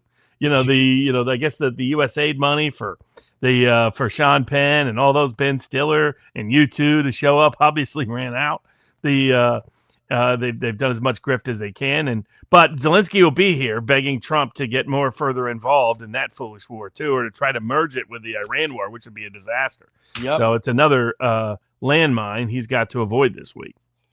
I mean, there are so many locals tips, Robert. I'm gonna have to finish this in the road rage. Like, we'd be on here for another half hour. I will just end it with Ginger, though, who's hilarious. I'll see you this weekend, Ginger. I don't know if I could say this out loud. Let me just say, look. Full disclosure, this is a comment I am reading. He said they should hold off on Lady Lindsay's funeral and hold it at Mazzalago. L'chaim. L'chaim. I think that's how you say it. Yeah, exactly. Bro, you guys are so funny. I am celebrating the death of political correctness. Isn't it funny how after years and years of political correctness, Robert, from the left, right, and the right's culture trying to counter it, it is the Israel first right that is holding political correctness in our culture. It's the Ben Shapiros and the Mark Levins and all of the rest of them. They are the champions. They wouldn't stand up for Alex Jones when he was deplatformed, but they're the champions of political correctness because it offends them, It hurts little feelings, right? I mean, it goes to show you they're not right-wing, guys. They don't belong in the right-wing coalition. They belong in the left-wing coalition because that is where their ideology was born. So why on earth would you ever sacrifice the most impressive and what it would have been the fastest growing right-wing coalition in modern political history for the past? A bunch of leftists pretending to be right-wingers, and they are leftists. Robert, you remember what Ben Shapiro said when Alex was thrown off of X? He thought that it was all right because it was Alex Jones. And Candace's excuse, bro, thank God you brought that up, because I don't know if you saw me in the comment section. I was itching for it. She's so full of shit. She wasn't new to the movement. She was just a scared little bitch like everyone else at Daily Wire. They're cowards who didn't say anything to stand up for Alex, and she was too busy marrying billionaire foreigners, bro. That's what she was doing. Everything was fine for her, so she didn't care. She's so full of shit. Candace is a total con. I really feel bad for people who think she's legitimate. I know. But yeah, hopefully the president makes the wise decision and doesn't increase the risk of catastrophe. But we'll see this week. We'll find out this week one way or the other. His Fed boy may disappoint him. He's supposed to be cutting rates this week. Watch him not cut rates this week. But otherwise, we'll be back not next week, but later on in August. To give further breakdowns. I have a breakdown of all the House and Senate election picks against the prediction markets up at Sports Picks. Oh, yeah. .locals.com. Otherwise, we'll see folks at the conference this weekend in Chattanooga, Tennessee, at 1776 Law Center. There may be a ticket or two left, so 1776lawcenter.com. If you want to get one. There's always one or two people that cancel, and that opens up a ticket or two. Yep. But otherwise, see folks there, and otherwise we'll be back in August. Yeah, brother. Thanks for joining as always. Thanks everybody who gave the super chats and everything. Don't forget to go follow Robert at sportspicks.locals.com. You can follow me on Locals at peoplespundit.locals.com. We will see you in Chattanooga. This is going to be a barn burner. I'm looking forward to this one. And my toe is not broken this year. Yeah, I did the event with 9 toes and probably 1 in 3 pieces. It was horrible. But I did it. And this time I can actually just enjoy myself and have fun with everybody, which I hope I did. I think I pretty much can. I don't think anyone who met me there last year knew I was dealing with that. I sucked it up and went through it, but this time there's also a lot more people coming, which is great. It's packed house. He is right though. Keep checking because there always is somebody who can't come, so it opens up a ticket. So if you want to try to get one last minute, don't give up. All right, it'll be fun. It's going to be one for the ages. What else? Oh yeah, of course, all the links are in the description. Pre-order Burn It Down if you haven't already. I am working. Cynic, you're here. I'm working on the audiobook now. I don't know how long it's going to take me. I'm going to try to crank it out as much as I can considering how much traveling I'm doing. But yeah, pre-ordering from Amazon, guys, is enormously helpful. The book was doing amazing when it was first released pre-order, a lot better than I ever expected it to, and I'm really just honored by it. I would really like to try to keep this going. Also, what else? Instagram and TikTok. Don't forget. All right. Peoples.pundit on TikTok, at peoples_pundit on Instagram. I just got yelled at by Instagram. They're like, you almost crossed the threshold. Why did you stop posting? Well, it's hard when you're traveling, but you will notice that I do take pictures of like location shots and I throw them up on Instagram. I'm going to do that more often too. Other than that, I think that's it. Public polling project link is in the description below. We're going to probably wrap up interviews tonight. I don't expect the results to change all that much from what we showed you earlier.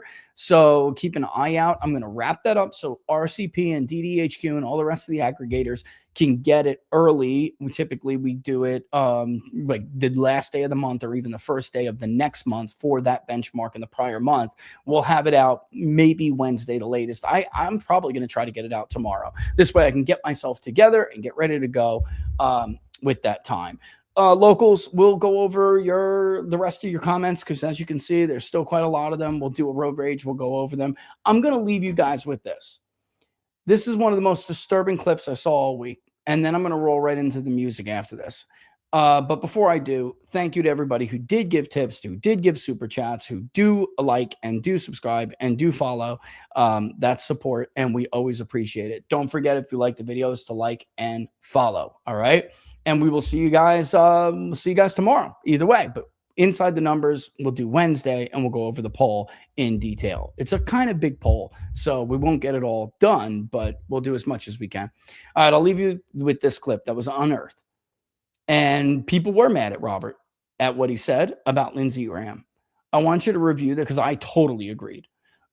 I want you to review this again, and then just remember how it looks when Donald Trump gets choked up over Lindsey Graham dying and doesn't appear to be choked up over Charlie getting murdered at all. Have a good night. They have has been knocked out now. Their missile count is going way down. Amazingly, they're hitting countries. Look what we've done here. I know. I almost cried. Yeah. I mean, like, how long have we been pushing this? Well, you've been pushing this for years, right? Right. It's here. I talked to Trump this morning. It's literally. Oh, he's jacked. Yeah. It's the best thing I've ever done. He loves blowing stuff up. So, there are a lot of people inside didn't want to do it. So I've had my challenges. But President Trump, when he gets into the zone, he listens, he asks good questions, no tweeting. He hadn't tweeted much at all, no drama. He's been a great wartime president. I said last night that Trump and Bibi are like Roosevelt and Churchill. I mean, they're the right two guys to confront this evil. And it's been an effing disaster. Have a good night, guys.